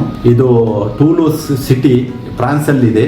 ಇದರ ಮುಖ್ಯ ಅಂಶಗಳು ನಾವು ಧ್ಯಾನಿಸುವುದಾದರೆ, ಮೊದಲನೆಯದು ರೋಮನ್ ಕ್ಯಾಥಲಿಕ್ ಬೋಧನೆ ವಿರೋಧಿಸುವ ಧರ್ಮದ್ರೋಹಿಗಳನ್ನು ಹುಡುಕುವುದು. ಕ್ರಿಸ್ತನನ್ನಲ್ಲ, ರೋಮನ್ ಕ್ಯಾಥಲಿಕ್ ಬೋಧನೆ ಯಾರು ವಿರೋಧಿಸ್ತಾರೆ ಅವರನ್ನು ಅವರು ಧರ್ಮದ್ರೋಹಿ ಅಂದರೆ ಹೆರಿಟಿಕ್ಸ್ ಅಥವಾ ಹೆರಿಸಿಸ್ ಅಂತೇಳಿ ಅವರು ಕರೀತಾ ಇದ್ರು. ಸೊ ಅವರನ್ನು ಅವರು ಹುಡುಕ್ತಾ ಇದ್ರು. ಈ ಕೌನ್ಸಿಲ್ ಆಫ್ ಟೂಲೂಸ್ ಇದರ ಅಂಡರ್ ಕೆಲವೊಂದು ರೂಲ್ಸ್ ಅಂಡ್ ರೆಗ್ಯುಲೇಷನ್ ಮಾಡಿ, ಆ ರೂಲ್ಸ್ ಅಂಡ್ ರೆಗ್ಯುಲೇಷನ್ ಅಂಡರ್ ಇವರು ಯಾರೆಲ್ಲ ವಿರೋಧಿಸ್ತಾರೆ ಅವರನ್ನು ಹುಡುಕ್ತಾ ಇದ್ರು. ಅವರು ಪತ್ತೆ ಆದರೆ ಅವರ ಮನೆಗಳನ್ನು, ಅವರಿಗಿಲ್ಲದೆಲ್ಲವನ್ನು ಧ್ವಂಸ ಮಾಡುವುದು, ಅವರು ಮತ್ತೆ ಕ್ರಯ ವಿಕ್ರಯಗಳನ್ನು ನಡೆಸಕೂಡದಂತೆ ಆಜ್ಞೆ ಮಾಡುವುದು, ಈ ಎಲ್ಲ ಕಾರ್ಯಗಳನ್ನು ಮಾಡ್ತಾ ಇದ್ದರು. ಪ್ರಕಟಣೆ 13:16 ವಾಕ್ಯದ ಪ್ರಕಾರ ಆ ಪೋಪ್ ಏನಿದ್ದಾನೆ ಕ್ರಯ ವಿಕ್ರಯಗಳನ್ನು ನಡೆಸಕೂಡದಂತೆ ಅವರನ್ನು ಹಿಂಸಿಸುವನು ಅಂತೇಳಿ ವಾಕ್ಯ ಉಂಟು. ಸೀಕ್ರೆಟ್ ರಪ್ಚರ್ ಅವರು ಇನ್ನೂ ಆಗ್ಬೇಕಂತೇಳಿ ತಗೊಂಡಿದ್ದಾರೆ. ಬಟ್ ಸತ್ಯ ಹಿಸ್ಟ್ರಿಯಲ್ಲಿ ಇದೆ ಇದರದ್ದು. ಆ ವಾಕ್ಯವು ಆಲ್ರೆಡಿ ಫುಲ್ಫಿಲ್ ಆಗಿದೆ, ಇನ್ನು ಮುಂದೆ ಕೂಡ ಆಗ್ಬೋದು, ಇಲ್ಲ ಅಂತೇಳಿ ಅಲ್ಲ. ಬಟ್ ಕ್ರಯ ವಿಕ್ರಯಗಳ ನಡೆಸಕೂಡದಂತೇಳಿ ಕೂಡ ಅವರು ಈ ಕೌನ್ಸಿಲ್ ಆಫ್ ಟೂಲೋಸ್ ಇದರ ಅಂಡರ್ ಅವರು ಮಾಡಿದ್ರು ಇದನ್ನು. 3ನೇ ಪಾಯಿಂಟ್, ಲ್ಯಾಟಿನ್ ಭಾಷೆ ಹೊರಗಿನ ಬೈಬಲ್ ಅನುವಾದಗಳನ್ನು ನಾಶ ಮಾಡುವುದು, ಹಾಗೆ ಅನಧಿಕೃತ ಪ್ರತಿಗಳನ್ನು ಕೂಡ ನಾಶ ಮಾಡುವುದು. ಅನ್ಅಥರೈಸ್ಡ್ ಕಾಪೀಸ್ ಎಲ್ಲ ಏನಿತ್ತು ಅದನ್ನೆಲ್ಲವನ್ನು ಅವರು ನಾಶ ಮಾಡಿದ್ದಾರೆ. ಅಂದ್ರೆ ಯಾವುದನ್ನು ಅವರು ಬಿಡ್ತಾ ಇರಲಿಲ್ಲ. ಓನ್ಲಿ ಒಂದೇ ಭಾಷೆ ಲ್ಯಾಟಿನ್ ಭಾಷೆ. ಯಾಕೆಂದ್ರೆ ಸೈತಾನ ಏನಿದ್ದಾನೆ ಆತನ ಮೃಗದ ಗುರುತು ಏನಿದೆ, ನಾವು ಆಲ್ರೆಡಿ ನಾನು ವಿಡಿಯೋ ಹಾಕಿದ್ದೇನೆ ಇದರ ಬಗ್ಗೆ. 666 ವಿಡಿಯೋದಲ್ಲಿ ಹೇಳಿದ್ದೇನೆ. ಲ್ಯಾಟಿನೋಸ್ ಅದೇ 666 ಅಂದ್ರೆ ಲ್ಯಾಟಿನ್ ಭಾಷೆ ಬಿಟ್ರೆ ಬೇರೆ ಯಾವುದೇ ಭಾಷೆಗೆ ಅವರು ಪ್ರಾಮುಖ್ಯತೆ ಕೊಡ್ತಾ ಇಲ್ಲ. ಯಾಕಂದ್ರೆ ಯಾರಿಗೂ ಲ್ಯಾಟಿನ್ ಭಾಷೆ ಅರ್ಥ ಆಗುದಿಲ್ಲ, ಒಳ್ಳೆ ಅವರಿಗೆ ಅರ್ಥ ಆಗ್ತಾ ಇತ್ತು. ಅವರು ಹೇಳಿದ್ದನ್ನೇ ಜನರು ಮಾಡಬೇಕಿತ್ತು. ಅಂದ್ರೆ ಸರ್ವಾಧಿಕಾರವನ್ನು ಆತ ನಡೆಸ್ತಾ ಇದ್ದಾನೆ. ಯೇಸು ಕ್ರಿಸ್ತನ ಹೆಸರಿನಲ್ಲಿ ಈ ಲೋಕದಲ್ಲಿ ಆತನ ಸರ್ವಾಧಿಕಾರವನ್ನು ನಡೆಸ್ತಾ ಇದ್ದಾನೆ ಅಂತೇಳಿ ಅರ್ಥ. ಮತ್ತೆ ಅವರು ಕ್ರಿಸ್ತಶಕ 234ರಲ್ಲಿ ಕೌನ್ಸಿಲ್ ಆಫ್ ತರಗೋಣ ಅಂತೇಳಿ ಇನ್ನೊಂದು ಕೌನ್ಸಿಲ್ ಮಾಡ್ತಾರೆ ಅವರು. ಈ ಮೊದಲನೇ ಕೌನ್ಸಿಲ್ ನಾವು ನೋಡಿದ್ದೇವೆ 1229 ಅಲ್ಲಿ. ಈ ತರದ ತುಂಬಾ ಕೌನ್ಸಿಲ್ಸ್ ಆಗಿದೆ. ಇದೊಂದು ಕೆಲವೊಂದು ನಾನು ರೆಕಾರ್ಡ್ ಇಲ್ಲಿ ತೋರಿಸ್ತಾ ಇದ್ದೇನೆ ನಿಮಗೆ. ಕೌನ್ಸಿಲ್ ಆಫ್ ತರಗೋಣದಲ್ಲಿ ಪೋಪ್ ಇನ್ನೊಂದು ಪರಿಶೋಧ ಮಾಡ್ತಾನೆ.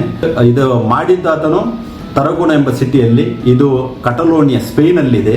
ಇದರದ್ದು ಮುಖ್ಯ ಅಂಶಗಳು, ಅವರ ಘೋಷಣೆ ಏನಂತ ಹೇಳಿದರೆ, ಯಾವ ವ್ಯಕ್ತಿಯು ತನ್ನ ಸ್ವಭಾಷೆಯಲ್ಲಿ ಅಥವಾ ಸ್ಥಳೀಯ ಭಾಷೆಯಲ್ಲಿ ಬೈಬಲ್ ಹೊಂದಬಾರದು, ಎಲ್ಲವನ್ನು ಸುಡಬೇಕು ಅಂತೇಳಿ ಆತನು ಆಜ್ಞೆಯನ್ನು ತಂದಿದ್ದನು.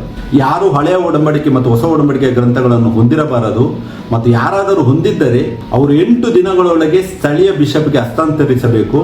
ಅಲ್ಲಿ ಆ ಗ್ರಂಥಗಳನ್ನು ಸುಡಲಾಗುವುದು. ಇದು ಸೈತಾನನ ಇದು ಯುದ್ಧ, ಬೈಬಲ್ ಎಗೇನ್ಸ್ಟ್.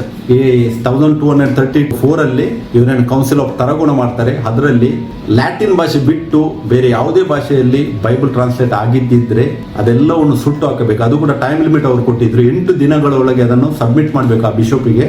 ಮತ್ತೆ ಅಲ್ಲಿ ಆ ಗ್ರಂಥಗಳನ್ನು ಸುಡಲಾಗ್ತಾ ಇತ್ತು. ಇದೆಲ್ಲ ಸೈತಾನನ ಕೃತ್ಯ. ನಾವು ಇನ್ನೊಂದು ಇನ್ಸಿಡೆಂಟ್, ಪವರ್ಫುಲ್ ಇನ್ಸಿಡೆಂಟ್ ನಾವು ಇಷ್ಟೇಲಿ ನೋಡೋದಾದರೆ, ಈ ಒರಿಜಿನಲ್ ಬೈಬಲ್ ಮ್ಯಾನುಸ್ಕ್ರಿಪ್ಟ್ ಏನಿದೆ ಅಂದ್ರೆ ಲಿಪಿ, ಒರಿಜಿನಲ್ ಲಿಪಿ ಆಕ್ಚುಲಿ 1-2 ಲಿಪಿ ಅಲ್ಲ, ಒರಿಜಿನಲ್ ಬೈಬಲ್ ಟ್ರಾನ್ಸ್ಲೇಷನ್ ಆದ ನಿಯರ್ಲಿ 5,000ಕ್ಕಿಂತ ಹೆಚ್ಚು ಟ್ರಾನ್ಸ್ಲೇಷನ್ ಇವಾಗ ಕೂಡ ಸಿಗ್ತದೆ, ಇಡೀ ಲೋಕದಲ್ಲಿದೆ. ಮತ್ತು ಆ ಟೈಮಲ್ಲಿ ಕೈಯಲ್ಲಿ ಬರೀತಾ ಇದ್ರು. ನಾವು ನೋಡಿದ್ದೇವೆ ಕ್ರಿಸ್ತಶಕ 100ರಲ್ಲಿ ಮೊದಲನೇ ಬೈಬಲ್ ಕಂಪೈಲ್ ಆಗ್ತದೆ ಅಂತ್ಯೋಕ್ಯದಲ್ಲಿ. ಆ ಟೈಮಲ್ಲಿ ಅವರು ಕೈಯಲ್ಲಿ ಬರೆದು ಯಾವ ಸಿಟಿಯಲ್ಲಿ ದೂರ ಸಭೆಗಳಿದ್ದವು ಅಲ್ಲಿ ಅವರು ಕಳಿಸ್ತಾ ಇದ್ದರು. ಆ ಎಲ್ಲ ಲಿಪಿಗಳು ಅದು ಸುರಕ್ಷಿತವಾಗಿವೆ. ಅದರಲ್ಲಿ ತುಂಬ ಹೊತ್ತಿಸಿದ್ದಾರೆ. ಅದೇ ತುಂಬ ಕಾಪೀಸ್ ಅದರದ್ದು ಉಂಟು. ಮೋರ್ ದೆನ್ 5,000 ಅಂತೇಳಿ ಹೇಳ್ತದೆ ಅಷ್ಟೇ. ಅದರಲ್ಲಿ ಒಂದು ಕಾಪಿ ಒರಿಜಿನಲ್ ಮ್ಯಾನುಸ್ಕ್ರಿಪ್ಟ್ ಏನಿದೆ, ಇದು ಲ್ಯಾಟಿನ್ ಅಲ್ಲ, ಒರಿಜಿನಲ್ ಬೈಬಲ್ ಜಾನ್ ವೈಕ್ಲಿಪ್ ಅನ್ನೋ ಸುಧಾರಕನಿಗೆ ಲಭಿಸ್ತದೆ. ಈ ಜಾನ್ ವೈಕ್ಲಿಪ್ ಏನಿದ್ದಾನೆ, ಈತನ ಟೈಮ್ ಲಿಮಿಟ್ ಕ್ರಿಸ್ತಶಕ 1328ರಿಂದ 1384 ತನಕ ಆತನ ಈ ಲೋಕದಲ್ಲಿದ್ದ. ಅಂದ್ರೆ ಅದೇ 14th ಸೆಂಚುರಿಯಲ್ಲಿ ಆತನ ಈ ಲೋಕದಲ್ಲಿದ್ದ. ಆತನಿಗೆ ಆ ಒರಿಜಿನಲ್ ಸ್ಕ್ರಿಪ್ಟ್ ಸಿಗ್ತದೆ. ಆತನ ಏನು ಮಾಡ್ತಾನೆ, ಇಡೀ ಆ ಗ್ರೀಕ್ ಮತ್ತೆ ಹೀಬ್ರೂ ಏನು ಒರಿಜಿನಲ್ ಸ್ಕ್ರಿಪ್ಟ್ ಇದೆ ಅದನ್ನ ಆತನು ಇಂಗ್ಲಿಷ್ಗೆ ಟ್ರಾನ್ಸ್ಲೇಷನ್ ಮಾಡ್ತಾನೆ. ಈ ಇಂಗ್ಲಿಷ್ಗೆ ಟ್ರಾನ್ಸ್ಲೇಷನ್ ಮಾಡಿ ಮತ್ತೆ ಆತನು ಓಡಿ ಹೋಗ್ತಾನೆ. ಯಾಕೆಂತಂದ್ರೆ ಆತನು ಹುಡುಕ್ತಾ ಇದ್ದರು ಪೋಪ್ ಕೊಲ್ಲಿಕ್ಕೆ. ಯಾಕೆ ಯಾರು ಬೈಬಲ್ ಟ್ರಾನ್ಸ್ಲೇಷನ್ ಮಾಡುವಾಗೆ ಇರಲಿಲ್ಲ. ಸೊ ಅದಕ್ಕೆ ಆತನನ್ನು ಹುಡುಕ್ತಾರೆ, ಬಟ್ ಅವನು ಸಿಗುವುದಿಲ್ಲ. ಅವನು ಓಡಿ ಹೋಗ್ತಾನೆ. ಆಮೇಲೆ ಓಡಿದ ಮೇಲೆ ಆತನು ಆತನ ಇಸ್ವಿ ನೋಡಿ 1384ರಲ್ಲಿ ಆತನು ಸಾಯ್ತಾನೆ. ಸತ್ ಮೇಲೆ ಅವರು ಇನ್ನೊಂದು ಕೌನ್ಸಿಲ್ ಮಾಡ್ತಾರೆ, ಕೌನ್ಸಿಲ್ ಆಫ್ ಕಾನ್ಸ್ಟೆನ್ಸ್ ಅಂತೇಳಿ. ಇದು 1414 1418 ತನಕ ಇವರು ಮಾಡ್ತಾರೆ. ಇದರ ಅಂಡರ್ ಜಾನ್ ವೈಕ್ಲಿಫ್ ಏನಿದ್ದ ಆತನು ಸತ್ತಿದ್ದನು 1384ರಲ್ಲಿ. ಆತನು ಸತ್ರು ಕೂಡ ಸೈತಾನನು ಪೋಪನ್ನು ಪ್ರಚೋದಿಸ್ತಾನೆ. ಆತನ ಪಳೆಯುಳಿಕೆಗಳನ್ನು ಮತ್ತು ಹುಡುಕಿ ಆತನು ಸತ್ತು 44 ವರ್ಷಗಳ ನಂತರ ನೋಡಿ ಸೈತಾನನ ಕೋಪ ಎಷ್ಟಿದೆ.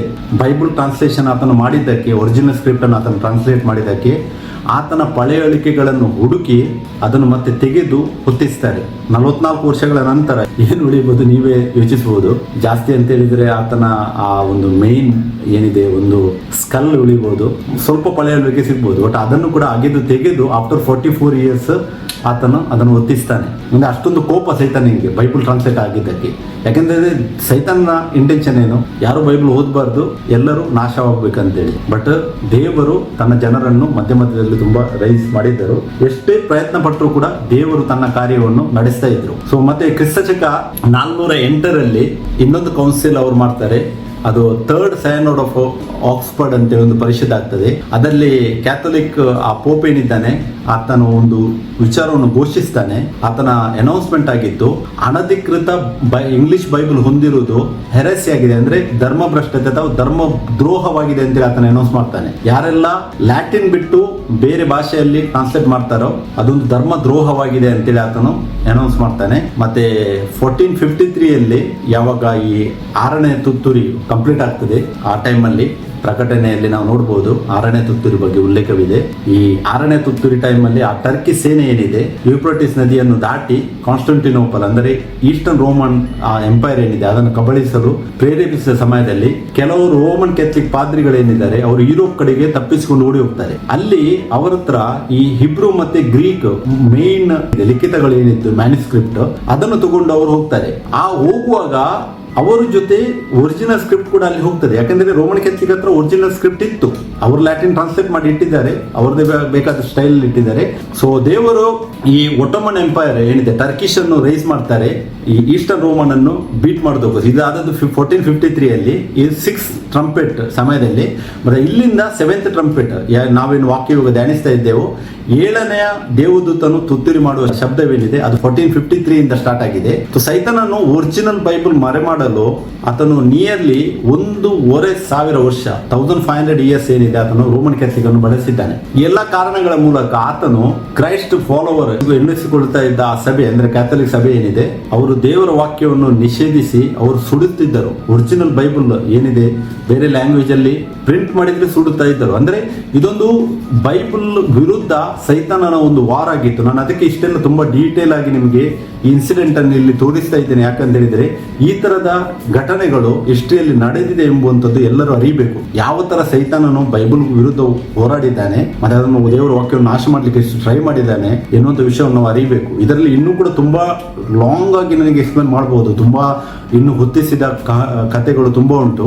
ಸೊ ಅದರಲ್ಲಿ ಅಷ್ಟು ಡೀಪ್ ಆಗಿ ಹೋಗುವುದಿಲ್ಲ. ಸೊ ಇದೊಂದು ಏನನ್ನು ಸೂಚಿಸುವಂತದ್ದಾಗಿದೆ ಅಂತ ಹೇಳಿದರೆ ಇದೊಂದು ಸ್ಪಿರಿಚುವಲ್ ಫ್ಯಾಮಿನ್ ಆಗಿದೆ, ಅಂದ್ರೆ ಆಧ್ಯಾತ್ಮಿಕ ಕ್ಷಾಮವಾಗಿದ್ದು, ಇದು ಆತ್ಮಿಕ ಕ್ಷಾಮವನ್ನು ಸೂಚಿಸುವಂತದ್ದಾಗಿದೆ. ದೇವರ ವಾಕ್ಯಕ್ಕೆ ಕ್ಷಾಮ ಬರುತ್ತದೆ ಅಂತೇಳಿ ದೇವರು ಮೊದಲೇ ನುಡಿದಿದ್ರು. ಯಾವಾಗ ಇದು ನುಡಿದಿದ್ದು? ಆತನು ಅಮೋಸ 8:11 ನಾವು ವಾಕ್ಯ ಓದುವ ವಾಕ್ಯ ಈ ತರ ಹೇಳ್ತದೆ ನೋಡಿ, ಕರ್ತನಾದ ಯೆಹೋವನು ಇಂತೆನ್ನುತ್ತಾನೆ, ಆಹಾ ನಾನು ದೇಶಕ್ಕೆ ಕ್ಷಾಮವನ್ನು ಉಂಟು ಮಾಡುವ ದಿನಗಳು ಬರುತ್ತಿವೆ. ಅದು ಅನ್ನದ ಕ್ಷಾಮವಲ್ಲ, ನೀರಿನ ಕ್ಷಾಮವಲ್ಲ, ಅದು ಯೆಹೋವನ ವಾಕ್ಯಗಳ ಕ್ಷಾಮವೇ.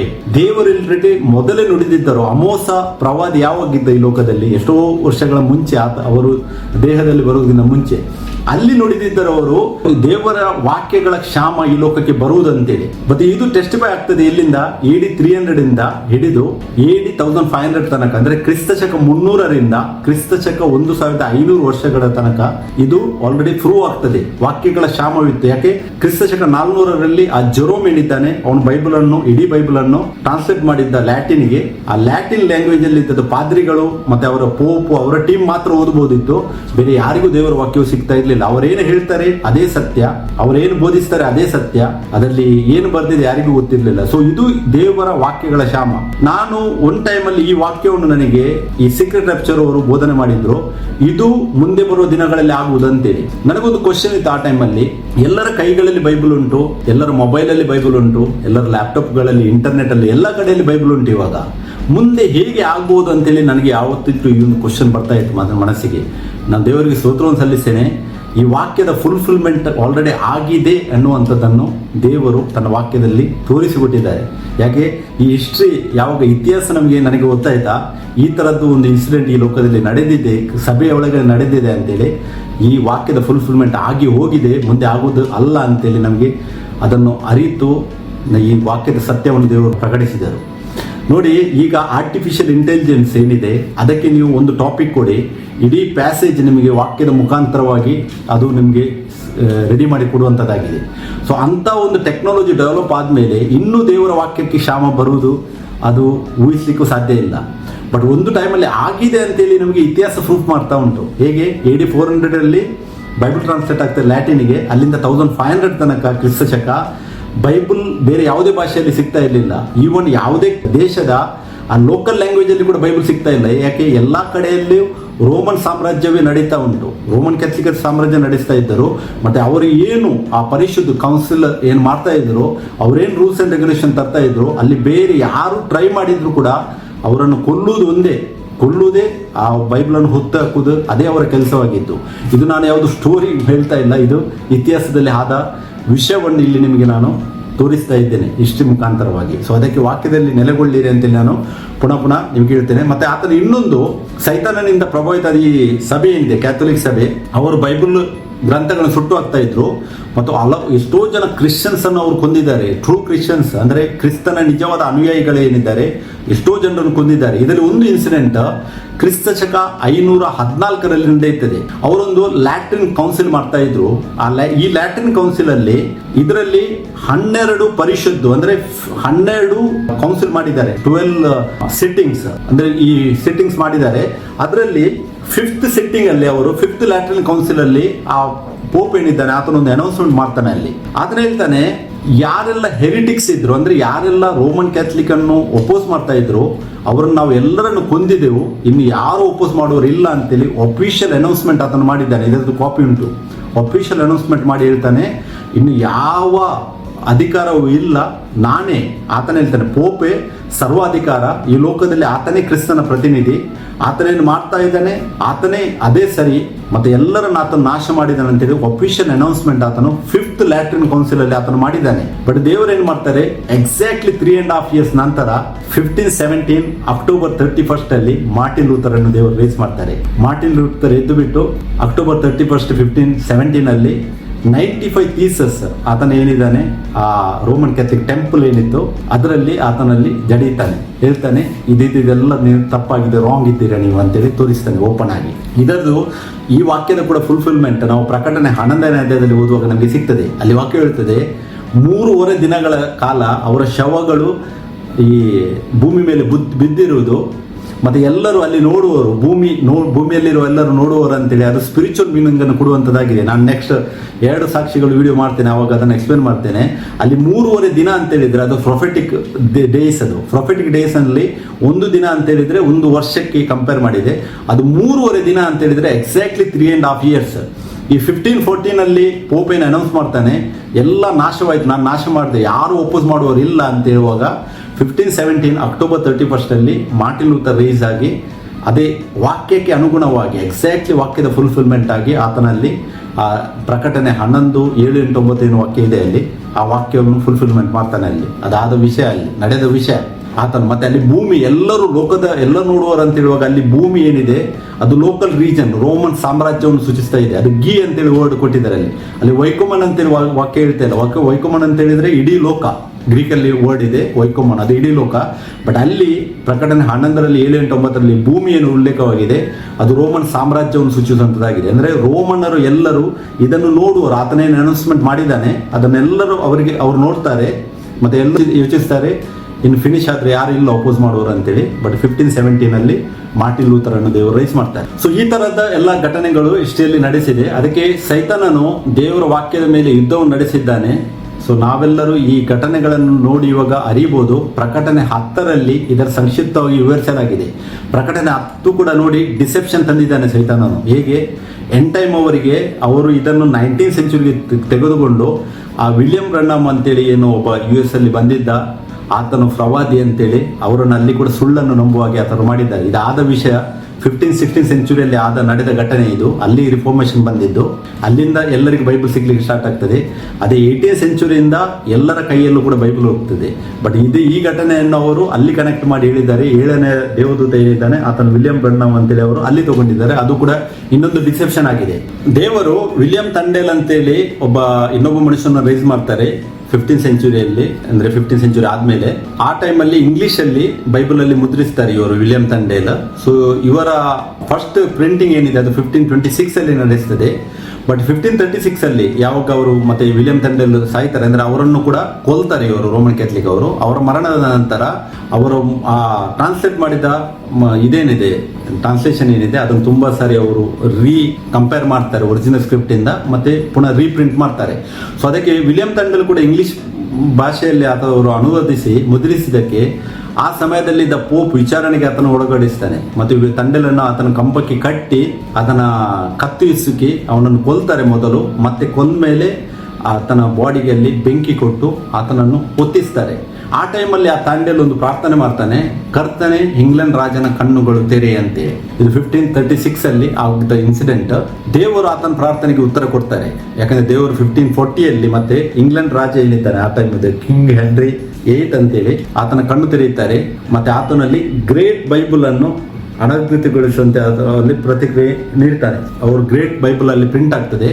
ಮತ್ತೆ ಆ ಇಂಗ್ಲೆಂಡಿನ ಅವರೇನೋ ಇದು ನಡೀತಾ ಇತ್ತು ಸೇವೆ ಇಂಗ್ಲೆಂಡ್ ಅಲ್ಲಿ, ಅಲ್ಲೆಲ್ಲ ಈ ಬೈಬಲ್ ರೀಡಿಂಗ್ ಎಲ್ಲ ಸ್ಟಾರ್ಟ್ ಆಗ್ತದೆ. ಮತ್ತೆ ಅಂದ್ರೆ ನೇಟಿವ್ ಲ್ಯಾಂಗ್ವೇಜ್ ಅಲ್ಲಿ ಬೈಬಲ್ ಓದಲಿಕ್ಕೆ ಅಲ್ಲಿ ಸ್ಟಾರ್ಟ್ ಆಗ್ತದೆ. ಮತ್ತೆ ನೆಕ್ಸ್ಟ್ ರಿಫಾರ್ಮೇಶನ್ ಬರ್ತದೆ ಕ್ರಿಸ್ತ ಶಕ 560ರಲ್ಲಿ. ಅಲ್ಲಿ ಮೊದಲನೇ ಬೈಬಲ್ ಗ್ರೇಟ್ ಬೈಬಲ್ ಇತ್ತು. ಮತ್ತೆ ಸೆಕೆಂಡ್ ಜಿನೆವಾ ಬೈಬಲ್ ಅನ್ನು ಮುದ್ರಿಸಲಾಗುತ್ತದೆ. ಇದು 16ನೇ ಶತಮಾನದ ಪ್ರೊಟೆಸ್ಟೆಂಟ್ ಅವರು ಏನು ಯೂಸ್ ಮಾಡ್ತಾ ಇದ್ದ ಆ ಬೈಬಲ್ ಇತ್ತು ಅದು. ಮತ್ತೆ ಇದು ಕೂಡ ಏನಾಗಿತ್ತು, ತುಂಬಾ ಭಾರಿಯಾಗಿತ್ತು ಬೈಬಲ್. ಆ ಟೈಮಲ್ಲಿ ಅವರು 15-16 ಸೆಂಚುರಿಯಲ್ಲಿ ಏನು ಬೈಬಲ್ ಪ್ರಿಂಟ್ ಮಾಡ್ತಾ ಇದ್ರು ಅದು ದೊಡ್ಡ ಬೈಬಲ್ ಆಗಿತ್ತು. ಅದನ್ನು ಒಬ್ಬ ಸಾಮಾನ್ಯ ಮನುಷ್ಯನಿಗೆ ಹೊಂದುವಷ್ಟು ಯೋಗ್ಯತೆ ಇರಲಿಲ್ಲ. ಯಾಕಂತೇಳಿದ್ರೆ ಆ ಮುದ್ರಿತ ಬೈಬಲ್ ಏನಿದೆ, ಆ ಪ್ರಿಂಟಿಂಗ್ ಪ್ರೆಸ್ ಇನ್ವೆಂಟ್ ಆದದ್ದೇ 1440ಯಲ್ಲಿ. ಆ ಟೈಮಲ್ಲಿ ಇನ್ವೆಂಟ್ ಆಗಿ ಒಂದು ಬೈಬಲ್ ಮುದ್ರಿಸುವುದು ಅಂತ ಹೇಳಿದ್ರೆ ತುಂಬಾ ಎಕ್ಸ್ಪೆನ್ಸಿವ್. ಅಂದ್ರೆ ಅದಕ್ಕೆ ಅಷ್ಟೊಂದು ಡಿಮಾಂಡ್ ಇರಲಿಲ್ಲ. ಯಾಕೆ ಒಂದು ಕಡೆಯಲ್ಲಿ ತುಂಬಾ ಇನ್ಕ್ವಿಸಿಷನ್ಸ್ ನಡೀತದೆ, ತುಂಬಾ ಅದಕ್ಕೆ ಅಪೋಸಿಷನ್ ಇದೆ ರೋಮನ್ ಕ್ಯಾಥಲಿಕ್ ಇಂದ. ಮತ್ತೆ ಯಾರಿಗೆಲ್ಲ ಬೈಬಲ್ ಹೊಂದಬೇಕಂತೇಳಿ ಒಂದು ಬೈಬಲ್ ಪ್ರಿಂಟ್ ಮಾಡ್ಬೇಕಂತ ಹೇಳಿದ್ರೆ ಒಬ್ಬ ನಾರ್ಮಲ್ ಮನುಷ್ಯ ಏನಿದೆ ಅದನ್ನು ಎಫೋರ್ಡ್ ಮಾಡ್ಲಿಕ್ಕೆ ಆಗ್ತಾ ಇರಲಿಲ್ಲ, ಅಷ್ಟೊಂದು ಎಕ್ಸ್ಪೆನ್ಸಿವ್ ಆಗಿತ್ತದು. ಸೊ ಅದಕ್ಕೆ ಬಟ್ ಆದರೂ ಏನಾಗುತ್ತೆ, ಪ್ರಯತ್ನ ನಡೆದು ಇದು 1-2 ವರ್ಷದಲ್ಲಿ ಅಲ್ಲ, 100-200 ವರ್ಷಗಳಲ್ಲಿ ಸರಿಯಾಗಿ ಇದೊಂದು ಕರೆಕ್ಟ್ ಆಗಿ ಒಂದು ಹಂತವನ್ನು ಹೊಂದುತ್ತದೆ ಪ್ರಿಂಟ್. ಸೊ ಈ ಪಪಾಲ್ ಚರ್ಚ್ ಏನಿದೆ, ರೋಮನ್ ಕ್ಯಾಥಲಿಕ್ ಚರ್ಚ್, ಅವರಿಗೆ ಈ ಯಾವಾಗ ಬೈಬಲ್ ಪ್ರಿಂಟಿಂಗ್ ಸ್ಟಾರ್ಟ್ ಆಗ್ತದೆ 14-15 ಸೆಂಚುರಿಯಲ್ಲಿ, ಆಮೇಲೆ ಅವ್ರಿಗೆ ತುಂಬಾ ನಿರಾಶೆ ಆಗ್ತದೆ. ಯಾಕಂತ ಹೇಳಿದ್ರೆ ಸೈತಾನನು ಆತನ ಪ್ರಯತ್ನ ಎಷ್ಟು ಮಾಡಿದ್ರು ಕೂಡ, ಎಷ್ಟು ಜನರನ್ನು ಆತನ ಕೊಂದ್ರು ಕೂಡ ಈ ದೇವರ ಕಾರ್ಯವು ನಿಲ್ಲುವುದಿಲ್ಲ. ಮತ್ತೆ ಇವತ್ತು ನೋಡಿ ನಮ್ಗೆಲ್ಲರಿಗೂ ಅವೈಲೇಬಲ್ ಇದೆ ಬೈಬಲ್. ಇವಾಗ ಮೊಬೈಲಲ್ಲಿ, ಟ್ಯಾಬಲ್ಲಿ, ಎಲ್ಲಿ ನೋಡಿದ್ರಲ್ಲಿ ಬೈಬಲ್ ನಮಗೆ ಸಿಗ್ತದೆ. ಇದಕ್ಕೆಲ್ಲ ಎಷ್ಟೋ ಜನರು ತಮ್ಮ ಪ್ರಾಣವನ್ನು ಕೊಟ್ಟಿದ್ದಾರೆ ಎನ್ನುವಂಥದ್ದು ವಿಷಯವನ್ನು ನಾವು ಮರಿಬಾರ್ದು. ಸೊ ಇದು ಲಕ್ಷಾಂತರ ಜನರಿಗೆ ದೇವರ ವಾಕ್ಯವನ್ನು ಓದಲು ಅವಕಾಶ ನೀಡುತ್ತದೆ. ಮತ್ತು ಲಕ್ಷಾಂತರ ಜನರನ್ನು ಉಳಿಸಿದ ಈ ಪ್ರೊಟೆಸ್ಟೆಂಟ್ ರಿಫಾರ್ಮೇಶನ್ ಏನಿದೆ, ಪ್ರೊಟೆಸ್ಟೆಂಟ್ ಅಂತ ಹೇಳಿದ್ರೆ ಈಗಿನ ಪ್ರೊಟೆಸ್ಟೆಂಟ್ ಅಲ್ಲ. ಈಗಿನ ಪ್ರೊಟೆಸ್ಟೆಂಟ್ ತುಂಬಾ ಜನ ಹಿಂದೆ ಹೋಗಿ ರೋಮನ್ ಕ್ಯಾಥಲಿಕ್ ಹತ್ರ ಆಲ್ರೆಡಿ ಎಕ್ಯುನಿಸಮ್ ಅನ್ನುವಂಥ ಡಾಕ್ಯುಮೆಂಟ್ ಸೈನ್ ಮಾಡಿ ಅವ್ರ ಹತ್ರ ಕಾಂಪ್ರಮೈಸ್ ಮಾಡಿದ್ದಾರೆ. But Protestant reformation 15th century 14th ಸೆಂಚುರಿಯಲ್ಲಿ ಏನಾಗಿತ್ತು, ಅವರಿಂದಾಗಿ ತುಂಬಾ ಚೇಂಜಸ್ ರಿಫಾರ್ಮ್ ಬರ್ತದೆ. ಅಂದರೆ ಪ್ರೊಟೆಸ್ಟೆಂಟ್ ಅಂತ ಹೇಳಿದ್ರೇನು, ರೋಮನ್ ಕ್ಯಾಥಲಿಕ್ ಅನ್ನು ಪ್ರೊಟೆಸ್ಟ್ ಮಾಡುವವರು.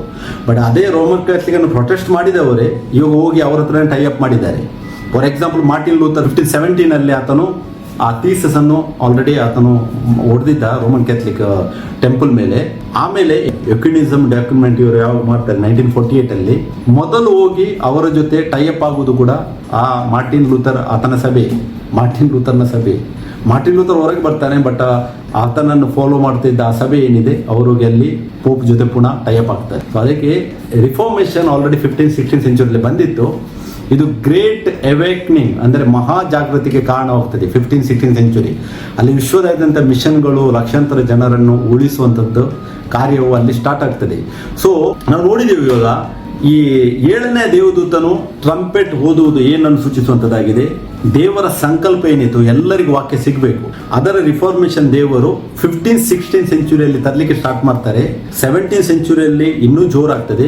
ಬಟ್ 18th ಸೆಂಚುರಿಯಲ್ಲಿ ಅಂದರೆ ಯಾವಾಗ ಆ ಪೋಪಿನ ಅಧಿಕಾರವು ದೇವರು ತೆಗೆದಿರ್ತಾರ, ಈ ಯಾವಾಗ ಫ್ರೆಂಚ್ ರೆವಲ್ಯೂಷನ್ ಆಗ್ತದೆ 1789 1798 ಆತನ ಅಧಿಕಾರವನ್ನು ಕಳೆದುಕೊಳ್ಳುತ್ತಾನೆ. 1789 ಇದರದ್ದು ರಿಫಾರ್ಮೇಶನ್ ಸ್ಟಾರ್ಟ್ ಆಗ್ತದೆ. ಮತ್ತೆ 18th ಸೆಂಚುರಿ 19th ಸೆಂಚುರಿಯಿಂದ ಅಧಿಕೃತವಾಗಿ ಬೈಬಲ್ ಪ್ರಿಂಟಿಂಗ್ ಸ್ಟಾರ್ಟ್ ಆಗ್ತದೆ. ಮತ್ತೆ ಎಲ್ಲ ಜನರು ಹೊಂದ್ತಾರೆ. ಸ್ಟೆಪ್ ಬೈ ಸ್ಟೆಪ್ ಗ್ರೋ ಆಗಿ ಇವತ್ತು ಅಡ್ವಾನ್ಸ್ ಟೆಕ್ನಾಲಜಿ ಆಗಿ ಎಲ್ಲರ ಕೈಯಲ್ಲಿ ಇವಾಗ ಬೈಬಲ್ ಸಿಗ್ತದೆ. ಸೊ ಅದಕ್ಕೆ ಈ ಬೈಬಲ್ ಚಿಕ್ಕ ಸುರುಳಿ ಏನಿದೆ, ಇದು ಬೈಬಲ್ ಇದೆ. ಆಕ್ಚುಲಿ ಬೈಬಲ್ ಈ ಚಿಕ್ಕ ಸುರುಳಿಯಾಗೆ ನಮ್ಗೆ ಇವಾಗ ಸಿಕ್ಕಿದೆ. ಒಂದು ಟೈಮ್ ಇತ್ತು ಈ ಲೋಕದಲ್ಲಿ, ಮ್ಯಾಥ್ಯೂ ಒಂದು ಸುವಾರ್ತೆಯನ್ನು ಆ 28 ಏನು ಅಧ್ಯಾಯ ಇದೆ ಅದರಲ್ಲಿ, ಅದನ್ನು ಹೊಂದುವುದು ಅಂತ ಹೇಳಿದ್ರೆ ಅದು ತುಂಬಾ ಕಷ್ಟಕರದ ವಿಷಯವಾಗಿತ್ತು. ಯಾಕಂತ ಹೇಳಿದ್ರೆ ಪ್ರಿಂಟಿಂಗ್ ಪ್ರೆಸ್ ಆ ಟೈಮಲ್ಲಿ ಇರಲಿಲ್ಲ. ಒಂದು ವೇಳೆ ಮ್ಯಾಥ್ಯೂ ಆ ಬುಕ್ ಅನ್ನು ಹೊಂದಬೇಕಾದ್ರೆ ಆ ಇಡೀ ಬುಕ್ ಅನ್ನು ಕೈಯಲ್ಲಿ ಬರೆಯಬೇಕಿತ್ತು. 66 ಬುಕ್ಸ್ ಏನಿದೆ ಬೈಬಲ್ ಅಲ್ಲಿ, 66 ಬುಕ್ಸ್ ಅನ್ನು ಇನ್ನೊಂದು ಕಾಪಿ ಅದನ್ನು ಮಾಡಬೇಕಾದ್ರೆ ಅಷ್ಟು ಒಂದು ಲಿಖಿತವ ರೂಪದಲ್ಲಿ ಅದು ಬರಬೇಕಿತ್ತು. ಪ್ರಿಂಟಿಂಗ್ ಪ್ರೆಸ್ ಇರಲಿಲ್ಲ. ಪ್ರಿಂಟಿಂಗ್ ಪ್ರೆಸ್ ಇನ್ವೆಂಟ್ ಆದದ್ದೇ 1440 ಬಟ್ ಈ ಪ್ರಿಂಟಿಂಗ್ ಪ್ರೆಸ್ ಇನ್ವೆನ್ಷನ್ ಏನಿದೆ ಅದು ತುಂಬಾ ರಿಫಾರ್ಮೇಶನ್ ತರ್ತದೆ, ಮೇನ್ಲಿ ನಮಗೆ ಕ್ರಿಶ್ಚಿಯನ್ಸ್ ಗಳಿಗಾಗಿ. ಯಾಕೆಂದ್ರೆ ಬೈಬಲ್ ನಮ್ಮ ಸ್ವಂತ ಲ್ಯಾಂಗ್ವೇಜಲ್ಲಿ ಅಂದರೆ ನಮ್ಮ ಲೋಕಲ್ ಲ್ಯಾಂಗ್ವೇಜಲ್ಲಿ ಅಥವಾ ಸ್ವಯಂ ನಮ್ಮ ಭಾಷೆಯಲ್ಲಿ ಟ್ರಾನ್ಸ್ಲೇಟ್ ಆಗಿದೆ. ಅದು ಎಕ್ಸಾಕ್ಟ್ ಆಗಿ ಕರೆಕ್ಟ್ ಆಗಿ ಬೈಬಲ್ ಮತ್ತೆ ಟ್ರಾನ್ಸ್ಲೇಟ್ ಆಗಿದೆ after 19th century. But 20th century ಆದ್ಮೇಲೆ ಅಂತೂ ನಮಗೆ ಫುಲ್ ನಮ್ಮ ಕೈಯಲ್ಲಿ ಇವಾಗಂತೂ ಎಲ್ಲರ ಕೈಯಲ್ಲೂ ಬೈಬಲ್ ಅವೈಲೇಬಲ್ ಇದೆ. ಸೊ ಈ ಚಿಕ್ಕ ಸುರುಳಿ ಏನಿದೆ ಅದು ಬೈಬಲ್. ಸೊ ಯೋಹಾನನು ಯೇಸುವಿನ ಅಪೊಸ್ತಲ ಪ್ರಕಟಣೆ ಪುಸ್ತಕವನ್ನು ಬರೆದಾಗ ದೇವರ ವಾಕ್ಯವು ದೊಡ್ಡ ಕೈಬರಹದ ಸುರುಳಿಗಳಲ್ಲಿತ್ತು. ಪ್ರಕಟಣೆ 10ನೇ ಅಧ್ಯಾಯದಲ್ಲಿ ಆತನು ಅದನ್ನು ಈಗ ಹಳೆ ಒಡಂಬಡಿಕೆಯ ಸಂಪೂರ್ಣ ಪುಸ್ತಕ, ಸುವಾರ್ತೆಗಳು, ಪತ್ರಗಳು ಇತ್ಯಾದಿಗಳನ್ನು ಒಂದು ಚಿಕ್ಕ ಪುಸ್ತಕದಲ್ಲಿ ನೋಡುವುದನ್ನು ಆತನು ಕಲ್ಪಿಸಿಕೊಳ್ಳಬಹುದು. ದೇವರು ಅಲ್ಲಿ ಆತನಿಗೆ ಏನು ದರ್ಶನವನ್ನು ತೋರಿಸ್ತಾ ಇದ್ದಾರೆ ಆತ್ಮದಲ್ಲಿ, ಇದು ಮುಂದೆ ಬರುವ ವಿಷಯಗಳನ್ನು, ಆಗಬೇಕು ವಿಷಯಗಳನ್ನು ದೇವರು ಆತನಿಗೆ ತೋರಿಸ್ತಾರೆ. ಅಂದರೆ ದೇವರು ಪ್ರತಿಯೊಂದಕ್ಕೂ ಆತನದ್ದೇ ಒಂದು ಟೈಮ್ ಲಿಮಿಟ್ ಅಂತೇಳಿ ಇಟ್ಟಿದ್ದಾರೆ. ಆ ಟೈಮಲ್ಲಿ ದೇವರು ಆ ಕಾರ್ಯಗಳನ್ನು ಮಾಡ್ತಾ ಇದ್ದಾರೆ. ಸೊ ಈ 1500 years ಕೂಡ ಆ ಸೈತಾನ ಎಷ್ಟೇ ಟ್ರೈ ಮಾಡಿದ್ರು ಕೂಡ ದೇವರು ತುಂಬಾ ಜನರನ್ನು ಎಬ್ಬಿಸಿದ್ದಾರೆ. ಬಟ್ ದೇವರ ಸಂಕಲ್ಪ ಕೊನೆಯಲ್ಲಿ ಆ 7th trumpet ಯಾವಾಗ ಊದ್ತಾರೋ, ಆ ದೇವದೂತನ ಊದ್ತಾನ, ಆ ಸಮಯ ಟೈಮ್ ಲಿಮಿಟ್ ಏನಿದೆ ಅಲ್ಲಿಂದ ಎಕ್ಸಾಕ್ಟ್ ರಿಫಾರ್ಮೇಶನ್ ಅನ್ನು ದೇವರು ತಂದಿದ್ದಾರೆ. ಇವಾಗ ಎಲ್ಲರ ಕೈಯಲ್ಲೂ ಕೂಡ ಬೈಬಲ್ ಉಂಟು. ಸೊ ಅವರು ಕೌನ್ಸಿಲ್ ಆಫ್ ಟ್ರೆಂಟ್ ಅಂತೇಳಿ ಇನ್ನೊಂದು ಮಾಡಿದ್ರು ಅವರು 1545 ಇಂದ 1563 ತನಕ ಇದರ ಟೈಮ್ ಲಿಮಿಟ್. ಆ ಟೈಮಲ್ಲಿ ಈ ಸಂರಕ್ಷಿತ ಬೈಬಲ್ಗಳು ಏನಿದೆ, ನಿಷೇಧಿತ ಪುಸ್ತಕಗಳ ಪಟ್ಟಿಯಲ್ಲಿ ರೋಮನ್ ಕ್ಯಾಥಲಿಕ್ಸ್ ಇಟ್ಟಿದ್ದರು. ಅವರು ಆ ಟೈಮಲ್ಲಿ ಅದರಲ್ಲಿ ಒಂದು ರೂಲ್ಸ್ ಇತ್ತು, ಇಂಡೆಕ್ಸ್ ಲಿಬ್ರೋರಮ್ ಪ್ರೊಹಿಬಿಟೋರಮ್ ಅಂತೇಳಿ ರೂಲ್ ನಂಬರ್ 3 ಅಂತೇಳಿ ಇತ್ತು. ಅದರಲ್ಲಿ ಅಂದರೆ ಆ ರೈಟಿಂಗ್ಸ್ ಏನಿತ್ತು ಇವರದು, ವಿಲಿಯಂ ವೈಕ್ಲಿಫ್ ಇದ್ದು, ಮತ್ತೆ ಜಾನ್ ಹಸ್ ಇದ್ದು, ಜಾನ್ ಕಲ್ವಿನ್, ಇವರೆಲ್ಲ ರಿಫಾರ್ಮರ್ಸ್ ಏನೆಲ್ಲ ಇವರು ರೈಸ್ ಆಗಿ ಬೈಬಲನ್ನು ಟ್ರಾನ್ಸ್ಲೇಟ್ ಮಾಡಿ ಇಂಗ್ಲಿಷ್ ಲ್ಯಾಂಗ್ವೇಜ್ ಅಥವಾ ಅವರ ನೇಟಿವ್ ಲ್ಯಾಂಗ್ವೇಜಲ್ಲಿ ಏನು ಮಾಡಿದ್ರು ಅದನ್ನೆಲ್ಲ ಬರಹಗಳನ್ನು ಈ council of Trent under pope ಅಲ್ಲಿ ಎಲ್ಲ ಒತ್ತಿಸಿ ಬಿಡ್ತಾನೆ. ಯಾಕಂದ್ರೆ ಈ 16th century ತನಕ ಆತನ ಅಧಿಕಾರ ಇತ್ತು 1798 ತನಕ ಧ್ಯಾನಿಸಿ. ಯಾವಾಗ ಫ್ರೆಂಚ್ ರೆವಲ್ಯೂಷನ್ ಅಲ್ಲಿ ನೆಪೋಲಿಯನ್ ಬೋನಪಾರ್ಟೆ ಪೋಪ್ ಏನಿದ್ದಾನೋ ಆತನ ಜರ್ಮನ್ ಪೋಪು Pius VI ಅಂತೇಳಿ ಆತನನ್ನು ಹಿಡಿದು ಜೈಲಲ್ಲಿ ಹಾಕಿ 18 months ಆತನ ಜೈಲಲ್ಲಿ ಇರ್ತಾನೆ. ಆತನಲ್ಲಿ ಸಾಯ್ತಾನೆ. ಅಲ್ಲಿ ತನಕ ಆತನ ಅಧಿಕಾರವಿತ್ತು, ಅಧಿಕಾರದಲ್ಲಿದ್ದಾನೆ ಅವನು. ಆ 18th century ನಂತರ ಆತನ ಅಧಿಕಾರವು ಕಳೆದುಕೊಳ್ತಾನೆ ಆತನು. ಸೊ ಅಲ್ಲಿಂದ ಯಾಕಂದ್ರೆ ಪ್ರಕಟಣೆ 11ನೇ ಅಧ್ಯಾಯ ಏನಿದೆ ಆ ಟೈಮ್ ಲಿಮಿಟ್ 1260 years ಅಲ್ಲಿ ಕಂಪ್ಲೀಟ್ ಆಗ್ತದೆ. ಸೊ ಅದನ್ನು ಅಲ್ಲಿ ಸೂಚಿಸಿರುತ್ತೆ. ಬಟ್ ಈ ಕೌನ್ಸಿಲ್ ಆಫ್ ಟ್ರೆಂಟ್ ಏನಿದೆ ಇದು 1545 ಇಂದ 1563 ತನಕ ಆಗಿತ್ತು. ಇದರಲ್ಲಿ ಅವರು ತುಂಬಾ ರೂಲ್ಸ್ ಅಂಡ್ ರೆಗ್ಯುಲೇಷನ್ ತರ್ತಾರೆ. ಇದರಲ್ಲಿ ಯಾರೆಲ್ಲ ರಿಫಾರ್ಮರ್ಸ್ ಬೈಬಲ್ ಅನ್ನು ಟ್ರಾನ್ಸ್ಲೇಟ್ ಮಾಡಿದ್ರೆ ಎಲ್ಲರನ್ನು ಹೊತ್ತಿ ಹಾಕಿದ್ದಾರೆ ಅವರು. ಸೊ ಅದಕ್ಕೆ ಅಷ್ಟೊಂದು ಆತನು ಕಷ್ಟ ಕೊಟ್ಟಿದ್ದಾನೆ ಆತನು. ಮತ್ತೆ ಕ್ರಿಸ್ತಶಕ 604ರಲ್ಲಿ ಕಿಂಗ್ ಜೇಮ್ಸ್ ಏನಿದೆ ಅದು ಆತನು ಇಂಗ್ಲೆಂಡ್ನ ರಾಜ, ಇಂಗ್ಲೆಂಡ್ ಕಿಂಗ್ ಆತನು 1603 ಇಂದ 1625 ತನಕ ಇದ್ದ. ಆತನೊಂದು ವಿದ್ವಾಂಸರ ತಂಡವನ್ನು ರೈಸ್ ಮಾಡ್ತಾನೆ. ಆ ಜೇಮ್ಸ್ ವರ್ಷನ್ ಏನಿದೆ, ಕಿಂಗ್ ಜೇಮ್ಸ್ ವರ್ಷನ್, ನಾವು KJV ನೋಡ್ತೀವಿ, ಅದು 1604 ಅಲ್ಲಿ ರಚಿಸಲಾಗ್ತದೆ. ಮತ್ತೆ ಅಲ್ಲಿಂದ ನಾರ್ಮಲಿ ಸಾಮಾನ್ಯ ಜನರಿಗೆ ಅಥರೈಸ್ಡ್ ವರ್ಷನ್ ಏನಿದೆ, ಇದು ಫಸ್ಟ್ ಅಥರೈಸ್ಡ್ ವರ್ಷನ್ ಆಗಿ ಬೈಬಲ್ ಬರುವುದು 16th centuryಯಲ್ಲಿ. ಅಲ್ಲಿಂದ ಎಲ್ಲರಿಗೆ ಸಿಗ್ಲಿಕ್ಕೆ ಸ್ಟಾರ್ಟ್ ಆಗ್ತದೆ. ಮತ್ತೆ ಇದು ಕ್ರಿಸ್ತಶಕ 1611ರಲ್ಲಿ ಕಂಪ್ಲೀಟ್ ಆಗ್ತದೆ ಇದನ್ನು ಬರೆದು. ಸೊ ಈ ಪೇಪಸಿ ಏನಿದೆ, ಪೇಪಸಿ ಅಂತ ಹೇಳಿದ್ರೆ ಪೋಪ್ ಅಧಿಕಾರ, ಅಂದ್ರೆ ರೋಮನ್ ಕ್ಯಾಥಲಿಕ್ ಸಭೆ. ಪೇಪಸಿಗೆ ನಿರಾಶೆ ಮೂಡುವಂತೆ ನಿಜವಾದ ಕರ್ತನ ಯೇಸುವಿನ ಸಭೆ ಏನಿದೆ ದೇವರ ವಾಕ್ಯವನ್ನು ಓದಲು ಶುರು ಮಾಡ್ತಾರೆ. ಮತ್ತೆ ಸುವಾರ್ತೆ ಪ್ರಪಂಚದಾದ್ಯಂತ ಸಾರಲು ಶುರುವಾಗ್ತದೆ. ಇದರಿಂದಾಗಿ ಕರ್ತನಾದ ಯೇಸುವಿನ ಶುದ್ಧ ಸುವಾರ್ತೆಯಿಂದ ಲಕ್ಷಾಂತರ ಜನರು ರಕ್ಷಿಸಲ್ಪಟ್ಟಿದ್ದಾರೆ. ಆಫ್ಟರ್ 16th century ಇಂದ ಫುಲ್ ರಿಫಾರ್ಮೇಷನ್ ಬರಲಿಕ್ಕೆ ಸ್ಟಾರ್ಟ್ ಆಗ್ತದೆ. ಸೊ ಕ್ಯಾಥೋಲಿಕ್ ಈ ಸುಳ್ಳು ಸಭೆ ಏನಿದೆ ನಿಜವಾದ ಕರ್ತನ ಯೇಸುವಿನ ಸಭೆಯನ್ನು ವಿಚಾರಣೆ ಮಾಡೋದಕ್ಕೋಸ್ಕರ ಎಷ್ಟೋ ಒಂದು ಇನ್ಕ್ವಿಸಿಷನ್ಸ್ ಅವರು ರೈಸ್ ಮಾಡಿದ್ದಾರೆ. ಅಂದರೆ ನಿಜವಾದ ಸುವಾರ್ತೆ ಬಾರದು ಅಂತೇಳಿ ಎಷ್ಟೋ ಒಂದು ವಿಚಾರಣೆಗಳನ್ನು ರೈಸ್ ಮಾಡಿದ್ದಾರೆ. ಎಷ್ಟೋ ಜನರನ್ನು ಹಿಂಸಿಸಿದ್ದಾರೆ. ಈ ಮೂಲಕವಾಗಿ ಅವರು ಪ್ರತಿಕ್ರಿಯಿಸಿದ್ದಾರೆ. ಸೊ ಇದು ಲಕ್ಷಾಂತರ ಕ್ರೈಸ್ತರನ್ನು ಕೊಂದು ಅವರ ಬೈಬಲ್ಗಳನ್ನು ನಾಶ ಮಾಡಲು ಸೈತಾನನ ಒಂದು ಕಾರ್ಯವಾಗಿತ್ತು. ಅವನು ಎಷ್ಟೇ ಟ್ರೈ ಮಾಡಿದ್ರು ಕೂಡ ದೇವರ ಕಾರ್ಯ ನಿಲ್ಲಿಲ್ಲ.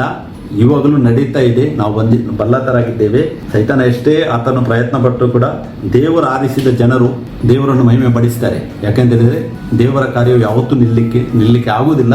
ದೇವರು ತನ್ನ ಸಾಕ್ಷಿಗಳನ್ನು ದೇವರು ಎಬ್ಬಿಸ್ತಾನೆ. ಅದು ಹಳೆ ಒಡಂಬಡಿಕೆಯಲ್ಲಿ ಕೂಡ ನಾವು ನೋಡ್ಬೋದು, ಹೊಸ ಒಡಂಬಡಿಕೆಯಲ್ಲಿ ಕೂಡ ನಮಗೆ ನೋಡ್ಬೋದು. ತುಂಬಾ ಜನರನ್ನು ದೇವರು ಎಬ್ಬಿಸಿದ್ದಾರೆ. ಸೊ ಪ್ರಕಟಣೆ 11ನೇ ವಾಕ್ಯದ ಆಧಾರದಲ್ಲಿ ನಾನು ಹೇಳುವುದಾದರೆ ಅಲ್ಲಿ ವಾಕ್ಯ ಹೇಳ್ತೇವೆ ನೋಡಿ, ಅವರು ಪ್ರಾಣದ ಮೇಲಿನ ಪ್ರೀತಿಯನ್ನು ತೊರೆದು ಮರಣಕ್ಕೆ ಹಿಂತೆಗೆಯದೆ ಯಜ್ಞದ ಕುರಿಯಾದ ತನ್ನ ರಕ್ತದ ಬಲದಿಂದಲೂ ತಮ್ಮ ವಾಕ್ಯದ ಬಲದಿಂದಲೂ ಅವನನ್ನು ಜಯಿಸಿದರು. ಸೈತಾನನು ಏನ್ ಮಾಡ್ತಾನೆ, ಒಬ್ಬ ಮನುಷ್ಯನನ್ನು ಕೊಂದರೆ ಅಲ್ಲೇ ಫಿನಿಶ್ ಅಂತೇಳಿ ಆತನ ಥಿಂಕ್ ಮಾಡ್ತಾನೆ. ಬಟ್ ನಮಗೆ ವಾಕ್ಯವೇನು ಹೇಳ್ತದೆ, ನಾವು 1 Corinthians 15:54-57 ತನಕ ಓದುವಾಗ ಅಲ್ಲಿ ವಾಕ್ಯ ಹೇಳ್ತದೆ, ಪೌಲನು ಹೇಳಿದ್ದಾನೆ, ಮರಣವೇ ನಿನ್ನ ಜಯವೆಲ್ಲಿ, ಮರಣದ ಜಯಕ್ಕೆ ಕೊಂಡಿ ಏನಾಗಿದೆ? ಪಾಪವಾಗಿದೆ. ಅದಕ್ಕೆ ಆಧಾರ ಏನಾಗಿದೆ? ಧರ್ಮಶಾಸ್ತ್ರ ಆಗಿದೆ. ಬಟ್ ದೇವರು ನಮ್ಮನ್ನು ಆ ಧರ್ಮಶಾಸ್ತ್ರದಿಂದ ಬಿಡಿಸಿದ್ದಾನೆ, ನಮಗೆ ಜಯವನ್ನು ಅನುಗ್ರಹಿಸಿದ್ದಾನೆ ಅಂತ ವಾಕ್ಯ ಹೇಳ್ತದೆ.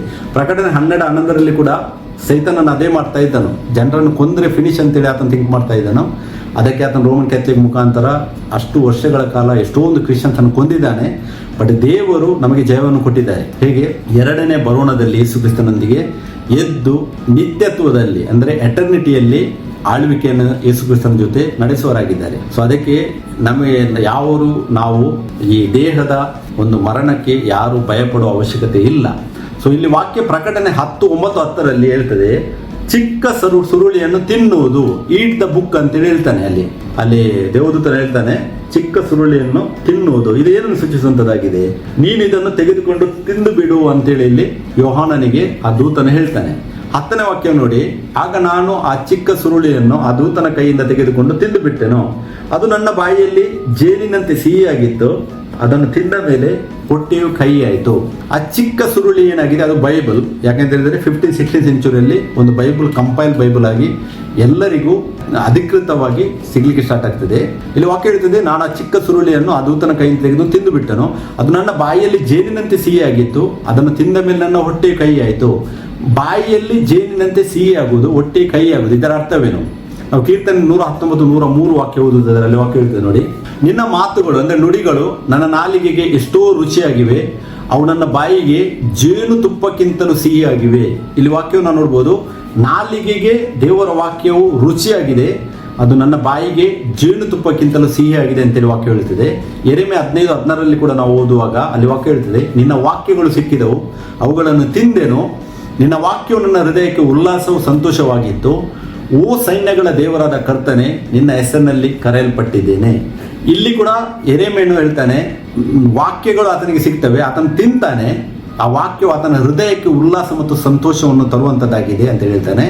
ಹೆಜ್ಕೇಲ 3:1-2-3 ಓದುವಾಗ ಕೂಡ ಅಲ್ಲಿ ವಾಕ್ಯ ಹೇಳ್ತದೆ ನೋಡಿ, ಆತನು ನನಗೆ, ನರಪುತ್ರನೇ, ನಿನಗೆ ಸಿಕ್ಕಿದ ಈ ಸುರುಳಿಯನ್ನು ತಿನ್ನು, ಇದರಲ್ಲಿನ ಸಂಗತಿಗಳನ್ನು ಇಸ್ರೇಲ್ ವಂಶದವರಿಗೆ ಸಾರು, ನಡೆ ಎಂದು ಅಪ್ಪಣೆ ಕೊಟ್ಟನು. ನಾನು ಬಾಯಿ ತೆರೆಯಲು ಆತನ ಸುರುಳಿಯನ್ನು ನನಗೆ ತಿನ್ನಿಸಿದನು. ಆಗ ಆತನು ನನಗೆ, ನರಪುತ್ರನೇ, ನಾನು ಕೊಡುವ ಈ ಸುರುಳಿಯನ್ನು ತಿಂದು ಹೊಟ್ಟೆ ತುಂಬಿಸು ಎಂದು ಹೇಳಲು ಅದನ್ನು ತಿಂದು ಬಿಟ್ಟೆನು. ಅದು ನನ್ನ ಬಾಯಿಯಲ್ಲಿ ಜೇನಿನಂತೆ ಸಿಹಿಯಾಗಿತ್ತು. ಈ 3 ವಾಕ್ಯಗಳಲ್ಲಿ ಕೂಡ ನಾವು ನೋಡಬಹುದು, ನನ್ನ ಬಾಯಿಗೆ ಜೇನು ತುಪ್ಪಕ್ಕಿಂತಲೂ ಸಿಹಿಯಾಗಿದೆ, ನನ್ನ ಹೃದಯಕ್ಕೆ ಉಲ್ಲಾಸ ಸಂತೋಷವಾಗಿದೆ. ಮತ್ತೆ ಹೆಜ್ಕೇಲ 3:3 ವಾಕ್ಯ ಹೇಳ್ತದೆ, ಅದು ನನ್ನ ಬಾಯಿಯಲ್ಲಿ ಜೇನಿನಂತೆ ಸಿಹಿಯಾಗಿತ್ತು. ಬಟ್ ಇಲ್ಲಿ ಹೊಟ್ಟೆ ಕಹಿಯಾಗುವ ವಿಷಯ ಈ ವಾಕ್ಯಗಳಲ್ಲಿ ಎಲ್ಲೂ ಉಲ್ಲೇಖಿಸುವುದಿಲ್ಲ. ಬಟ್ ಪ್ರಕಟಣೆ 10:10 ಏನ್ ಹೇಳ್ತದೆ, ನನ್ನ ಬಾಯಿಯಲ್ಲಿ ಜೇನಿನಂತೆ ಸಿಹಿಯಾಗಿತ್ತು, ಹೊಟ್ಟೆ ಕಹಿ ಆಯಿತು ಅಂತೇಳಿ ವಾಕ್ಯ ಹೇಳುತ್ತದೆ. ಇದರ ಅರ್ಥ ಏನು? ಓದುವಾಗ ಸಿಹಿ, ಬದುಕುವಾಗ ಕಹಿ ಅಂತೇಳಿ ಅರ್ಥ ಇದರದು. ಅಂದರೆ ನಾವು ಯಾವಾಗ ದೇವರ ವಾಕ್ಯವನ್ನು ತೆಗೆದುಕೊಳ್ಳುತ್ತೇವೆ ಅದು ನಮಗೆ ಸಂತೋಷವನ್ನು ಉಂಟು ಮಾಡುವಂಥದ್ದಾಗಿದೆ. ನಾವು ಸುವಾರ್ತೆಯನ್ನು ಮುಂದೆ ಕೊಡ್ತೇವೆ. ಆ ಮುಂದೆ ಸುವಾರ್ತೆಯನ್ನು ಕೊಡುವಾಗ ಆ ಮೊದಲು ಆ ಮನುಷ್ಯ ನಮ್ಮ ಜೊತೆ ಎಷ್ಟೇ ತುಂಬಾ ಕ್ಲೋಸ್ ಆಗಿದ್ರು ಕೂಡ ಯಾವಾಗ ಆತನಿಗೆ ಸುವಾರ್ತೆ ಸಿಗ್ತದೆ ಆತನಿಗೆ ನಾವು ಕೈ ಆಗಿ ಹೋಗ್ತೇವೆ. ಅಂದರೆ ಆತ ನಮ್ಮನ್ನು ರಿಜೆಕ್ಟ್ ಮಾಡಲಿಕ್ಕೆ ಸ್ಟಾರ್ಟ್ ಮಾಡ್ತಾನೆ. ಆ ಟೈಮಲ್ಲಿ ನಮಗೆ ತುಂಬಾ ತೊಂದರೆಗಳನ್ನು ನೋಡಬಹುದು. ಅವರು ಬಹಿಷ್ಕಾರ ಆಗ್ತಾರೆ, ಕಷ್ಟ ಕೊಡ್ತಾರೆ. ಮತ್ತೆ ಒಂದು ಟೈಮ್ ಇತ್ತು, ನಾವು ನೋಡಿದೆವು, ಕ್ರಯ ವಿಕ್ರಯಗಳನ್ನು ಕೂಡ ನಡೆಸಿದಂತೆ ಆತನು ಮಾಡಿದ್ದನು. ಎಲ್ಲ ವಿಷಯಗಳು ನಡೀತಾ ಇತ್ತು. ಸೊ ಅದಕ್ಕೆ ಹೊಟ್ಟೆ ಕೈ ಅಂತೇಳಿದರೆ ಈ ಲೋಕದಲ್ಲಿ ಸುವಾರ್ತೆಯನ್ನು ಸಾರುವಾಗ ಸಿಗುವಂಥ ತಿರಸ್ಕಾರವನ್ನು ಇಲ್ಲಿ ಯೋಹಾನನಿಗೆ ದೇವರು ತೋರಿಸ್ತಾ ಇದ್ದಾರೆ. ಯಾರೆಲ್ಲ ಸುವಾರ್ತೆ ಸಾರ್ತಾರೆ ಅವರಿಗೆ ಆಗುವಂಥ ತಿರಸ್ಕಾರ, ನಿಂದನೆ, ಕಷ್ಟ ಇದನ್ನು ಸೂಚಿಸುವಂಥದ್ದಿದೆ. ಮತ್ತೆ ಆ ಸಿಹಿ ಅಂತೇಳಿದರೆ ನಮಗೆ ಸತ್ಯ, ನಮಗೆ ಇಷ್ಟೊಂದು ಸಂತೋಷವನ್ನು ಉಂಟು ಮಾಡುತ್ತದೆ. ದೇವರ ವಾಕ್ಯವು ನಮಗೆ ಸಿಕ್ಕಿದೆ, ನಮಗೆ ಸತ್ಯ ದೇವರು ಪ್ರಕಟಿಸಿದ್ದಾರೆ ಅಂತೇಳಿ ಆ ಸಿಹಿಯಾದ ಅನುಭವವನ್ನು ಕೊಡುವಂಥದ್ದಾಗಿದೆ. ಬಟ್ ನಾವು ಮುಂದೆ ಸಾರುವಾಗ ಅದರ ತಿರಸ್ಕಾರ ಅದೇ ಹೊಟ್ಟೆ ಕೈಯನ್ನು ಸೂಚಿಸುವಂಥದ್ದಾಗಿದೆ. ಇದು ಆತ್ಮಿಕವಾದ ಅರ್ಥವನ್ನು ಕೊಡುವಂಥದ್ದಾಗಿದೆ. ಇದನ್ನು ಆತ್ಮಿಕವಾಗಿ ಅರಿಯುವುದು ತುಂಬ ಅವಶ್ಯಕವಾಗಿದೆ. ಸುರುಳಿ ಪುಸ್ತಕವನ್ನು ತಿನ್ನುವ ಕ್ರಿಯೆಯು ದೇವರ ವಾಕ್ಯವನ್ನು ಓದುವುದು, ಧ್ಯಾನಿಸುವುದು ಮತ್ತು ಕೈಕೊಂಡು ನಡೆಯುವಂಥದ್ದನ್ನು ಸಂಕೇತಿಸುತ್ತದೆ. ಅಂದರೆ ದೇವರ ಸುರುಳಿ ಆ ಪುಸ್ತಕ ಏನಿದೆ, ಯೋಹಾನನಿಗೆ ದೂತನು ಹೇಳ್ತಾನೆ, ನೀನು ತಿನ್ನುವುದಂತ ಹೇಳಿದ್ರೇನು? ಕಂಟಿನ್ಯೂ ಆಗಿ ರೆಗ್ಯುಲರ್ ಆಗಿ ನಾವು ನಿರಂತರವಾಗಿ ವಾಕ್ಯವನ್ನು ಓದುವುದು, ಆ ವಾಕ್ಯವನ್ನು ಧ್ಯಾನಿಸುವುದು ಮತ್ತು ಅದನ್ನು ನಮ್ಮ ಜೀವಿತದಲ್ಲಿ ಕೈಕೊಂಡು ನಡೆಯುವುದನ್ನು ಸೂಚಿಸುವಂಥದ್ದಾಗಿದೆ. ಸೊ ಅದಕ್ಕೆ ಸಭೆಗೆ ಒಂದು ಟೈಮಲ್ಲಿ ನೋಡಿ ಡಾರ್ಕ್ ಏಜ್ ಇತ್ತು, ತುಂಬ ಕಷ್ಟಕಾಲ ಇತ್ತು. ಆ ಟೈಮಲ್ಲಿ ತುಂಬ ವಿರೋಧವು ವ್ಯಕ್ತವಾಗಿದೆ. ದೇವರ ವಾಕ್ಯಕ್ಕೆ ಆ ಟೈಮಲ್ಲಿ ಎಷ್ಟೊಂದು ಕಷ್ಟವನ್ನು ಕೊಟ್ಟಿದ್ರು, ಎಲ್ಲ ವಿಷಯಗಳನ್ನು ಅಲ್ಲಿ ನಡೆಸಿದ್ರು. ಬಟ್ ಆದರೆ ಇವತ್ತು ನಮ್ಮ ಕೈಯಲ್ಲಿ ದೇವರ ವಾಕ್ಯ ಉಂಟು, ಆ ದೇವರ ವಾಕ್ಯಕ್ಕೆ ಜೀವ ಇದೆ. ಸೊ ನಾವು ಇವಾಗ ಡಾರ್ಕ್ ಏಜಸ್ ಅಲ್ಲಿ ಇಲ್ಲ.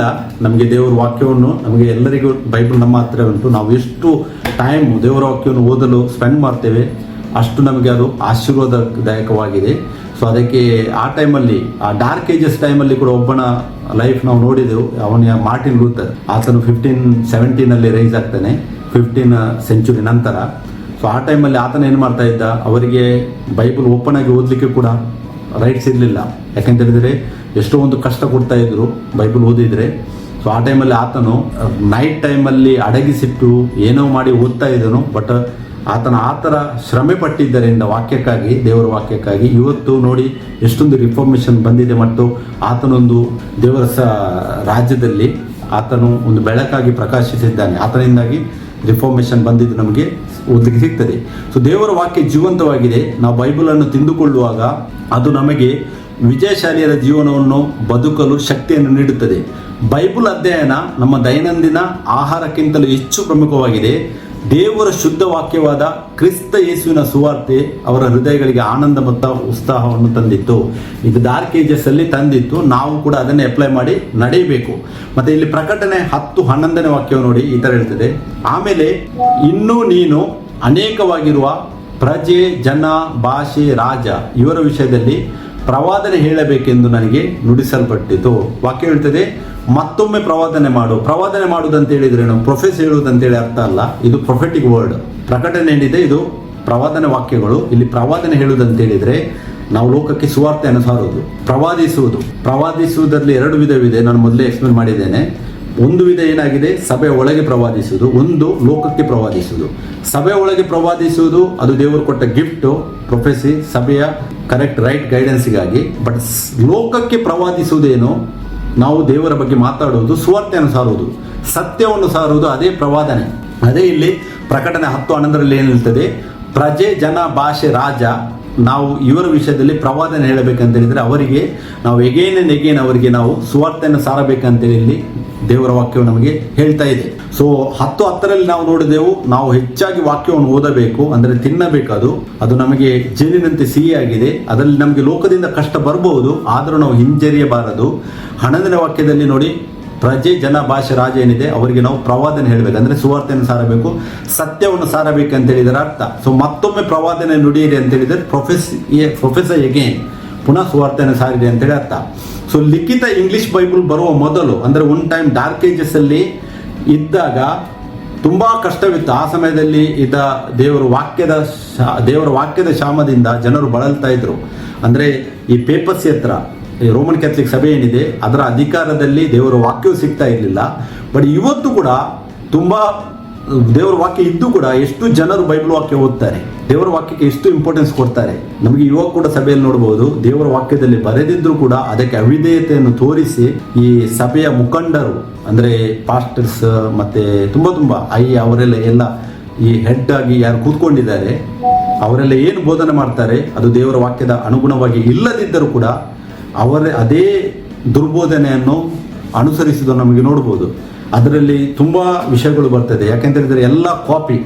ರೋಮನ್ ಕ್ಯಾಥಲಿಕಲ್ಲಿ ಇದ್ದ ಮೂರ್ತಿಗಳನ್ನು ಬಿಟ್ಟು ಹೊರಗೆ ಬರ್ತಾರೆ, ಬಟ್ ಅವ್ರದ್ದೇ ಸಂಪ್ರದಾಯ, ಅವ್ರದ್ದೇ ಡಾಕ್ಟ್ರಿನ್ಸ್, ಅವ್ರದ್ದೇ ಟೀಚಿಂಗ್ಸ್ ಅನ್ನು ತಂದು ಪುನಃ ಅದನ್ನೇ ಕಂಟಿನ್ಯೂ ಮಾಡುವವರಾಗಿದ್ದಾರೆ. ಸೊ ಅದಕ್ಕೆ ಒಂದು ಟೈಮಲ್ಲಿ ದೇವರ ವಾಕ್ಯ ಇಲ್ಲದೆ ಇದ್ದಾಗ ಜನರು ಹಸಿವಿಂದ ಬಳಲ್ತಾ ಇದ್ರು. ಬಟ್ ಇವಾಗ ಕೂಡ ಬೈಬಲ್ ಇದ್ದು ಕೂಡ ಎಷ್ಟು ಜನರು ದೇವರ ವಾಕ್ಯಕ್ಕೆ ಇಂಪಾರ್ಟೆನ್ಸ್ ಅನ್ನು ಕೊಡ್ತಾರೆ ಅಂತೇಳಿ ನೀವು ಕೂಡ ಅರಿಯಿರಿ, ಮತ್ತು ನೀವು ವಾಕ್ಯದಲ್ಲಿ ನೆಲೆಗೊಳ್ಳಿರಿ ಅಂತೇಳಿ ನಿಮ್ಮಲ್ಲಿ ನಾನು ಎನ್ಕರೇಜ್ ಮಾಡ್ತೇನೆ. ಸೊ ನಿರಂತರವಾಗಿ ಬೈಬಲ್ ಓದುವ ಪ್ರಕ್ರಿಯೆ ಏನಿದೆ ಅದು ನಮ್ಮನ್ನು ಬಲಪಡಿಸ್ತದೆ.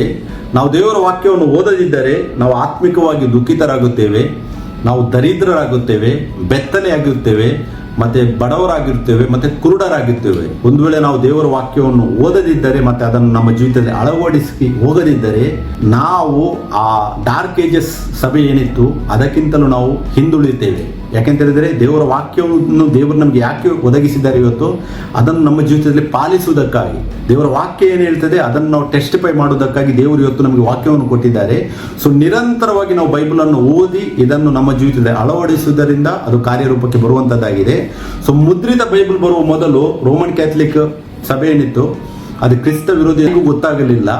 ಬಟ್ ಇವತ್ತು ದಾನಿಯೆಲ್ಲ ಮತ್ತು ಪ್ರಕಟಣೆ ಪ್ರವಾದನ ವಾಕ್ಯಗಳನ್ನು ಅರ್ಥ ಮಾಡಿಕೊಳ್ಳಲು ಜನರು ಪ್ರಯತ್ನಿಸ್ತಾ ಇಲ್ಲ. ಸೊ ಎಷ್ಟೋ ಜನರಿಗೆ ಆ ರೋಮನ್ ಕ್ಯಾಥಲಿಕ್ ಸಭೆನೇ ಆತನೇ ಆಂಟಿಕ್ರೈಸ್ಟ್ ಸಭೆ ಅಂತೇಳಿ, ಆತನೇ ಕ್ರಿಸ್ತ ವಿರೋಧಿ ಮೃಗ ಅಂತೇಳಿ ಇವತ್ತು ಕೂಡ ಯಾರಿಗೂ ಅರ್ಥ ಆಗ್ತಾ ಇಲ್ಲ. ಯಾಕಂತ ಹೇಳಿದರೆ ಅವರಿಂದ ಬಂದ ಡಾಕ್ಟ್ರಿನನ್ನು ಹಿಂಬಲಿಸುವವರಾಗಿದ್ದಾರೆ. ಪ್ರವಾದನ ವಾಕ್ಯಗಳು ಮತ್ತು ದಾನಿಯೇಲನ ವಾಕ್ಯಗಳೇನಿದೆ ಅದನ್ನು ಸರಿಯಾಗಿ ಅರ್ಥ ಮಾಡಿಕೊಳ್ಳದೆ ಅವರದೇ ದುರ್ಬೋಧನೆಯ ಆ ಡಾಕ್ಟ್ರಿನನ್ನು ತೆಗೆದುಕೊಂಡು ಆ ಸಭೆ ಎತ್ತಲ್ಪಟ್ಟ ಮೇಲೆ ಮತ್ತೆ ಕ್ರಿಸ್ತ ವಿರೋಧಿ ಪ್ರಕಟವಾಗ್ತಾನೆ ಅಂತೇಳಿ ಸುಳ್ಳನ್ನು ಇವಾಗ ಕೂಡ ನಂಬ್ತಾ ಇದ್ದಾರೆ. ಸೊ ಅದಕ್ಕೆ ವಾಕ್ಯದಲ್ಲಿ ನೆಲೆಗೊಳ್ಳಿರಿ. ಮತ್ತೆ ನಾನು ಪುನಃ ಹೇಳ್ತೇನೆ, ಪ್ರಕಟಣೆ 1-19 ಅಧ್ಯಾಯ ಏನಿದೆ ಅದು ಯೇಸು ಕ್ರಿಸ್ತನ 2ನೇ ಬರೋಣಕ್ಕಿಂತ ಮುಂಚೆ ಫುಲ್ಫಿಲ್ ಆಗಬೇಕು.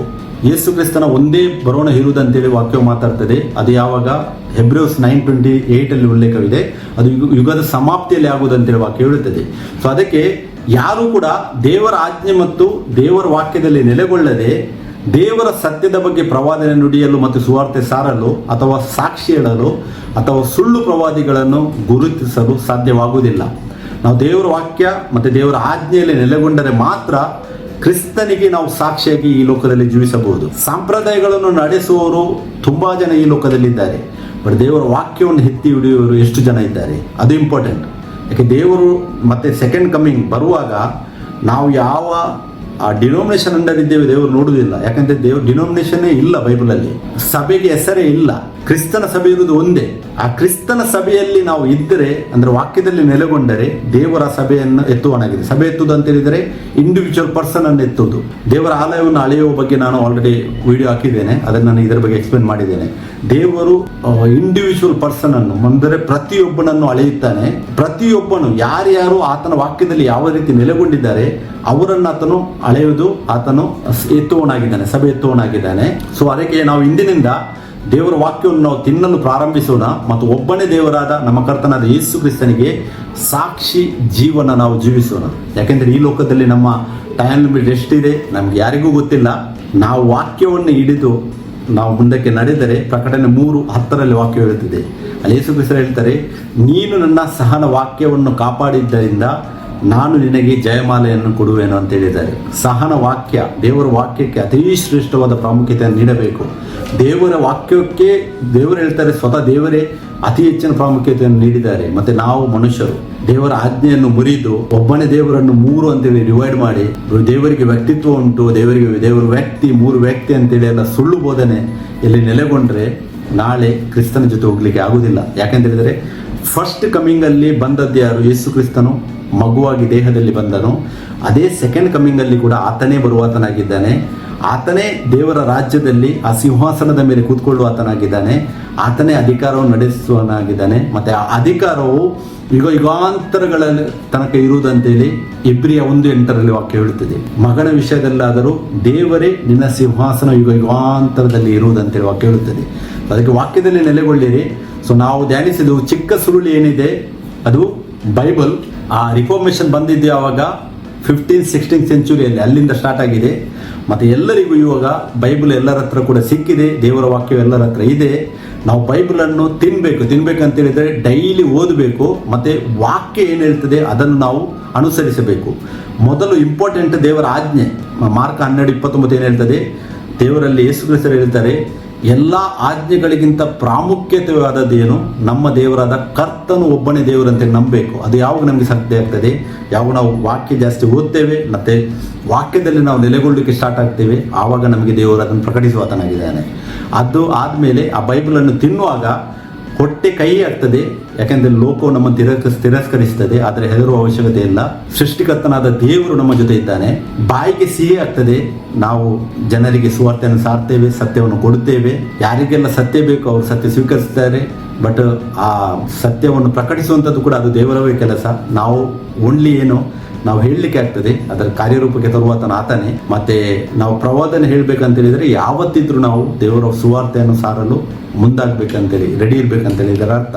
ಅದಕ್ಕೆ ನಾನು ದೇವರಿಗೆ ಸ್ತೋತ್ರವನ್ನು ಸಲ್ಲಿಸ್ತೇನೆ. ಈ ಒಂದು ವಿಷಯದಲ್ಲಿ ವಾಕ್ಯ ಭಾಗದಲ್ಲಿ ಇಲ್ಲಿ ದೇವರು ಈ ವಿಷಯವನ್ನು ಪ್ರಕಟಿಸಿದ್ದಕ್ಕಾಗಿ, ಆತ್ಮಿಕ ವಿಷಯಗಳನ್ನು ದೇವರು ಪ್ರಕಟಿಸಿದ್ದಕ್ಕಾಗಿ ಮತ್ತು ನಿಮ್ಮ ಮುಂದೆ ಕೂಡ ಇದನ್ನು ಇಡುವಂಥ ಕೃಪೆಯನ್ನು ಕೊಟ್ಟಿದ್ದಕ್ಕಾಗಿ ನಾನು ಇದರ ಎಲ್ಲ ಘನ ಮಾನ ಮಹಿಮೆ ಎಲ್ಲವನ್ನು ನಮ್ಮ ಕರ್ತನು ರಕ್ಷಕನು ಒಡೆಯನೂ ಆದ ಏಕದೇವರಾದ ಯೇಸು ಕ್ರಿಸ್ತನಿಗೆ ಸಲ್ಲಿಸ್ತೇನೆ. Praise the lord. Thank you. Amen.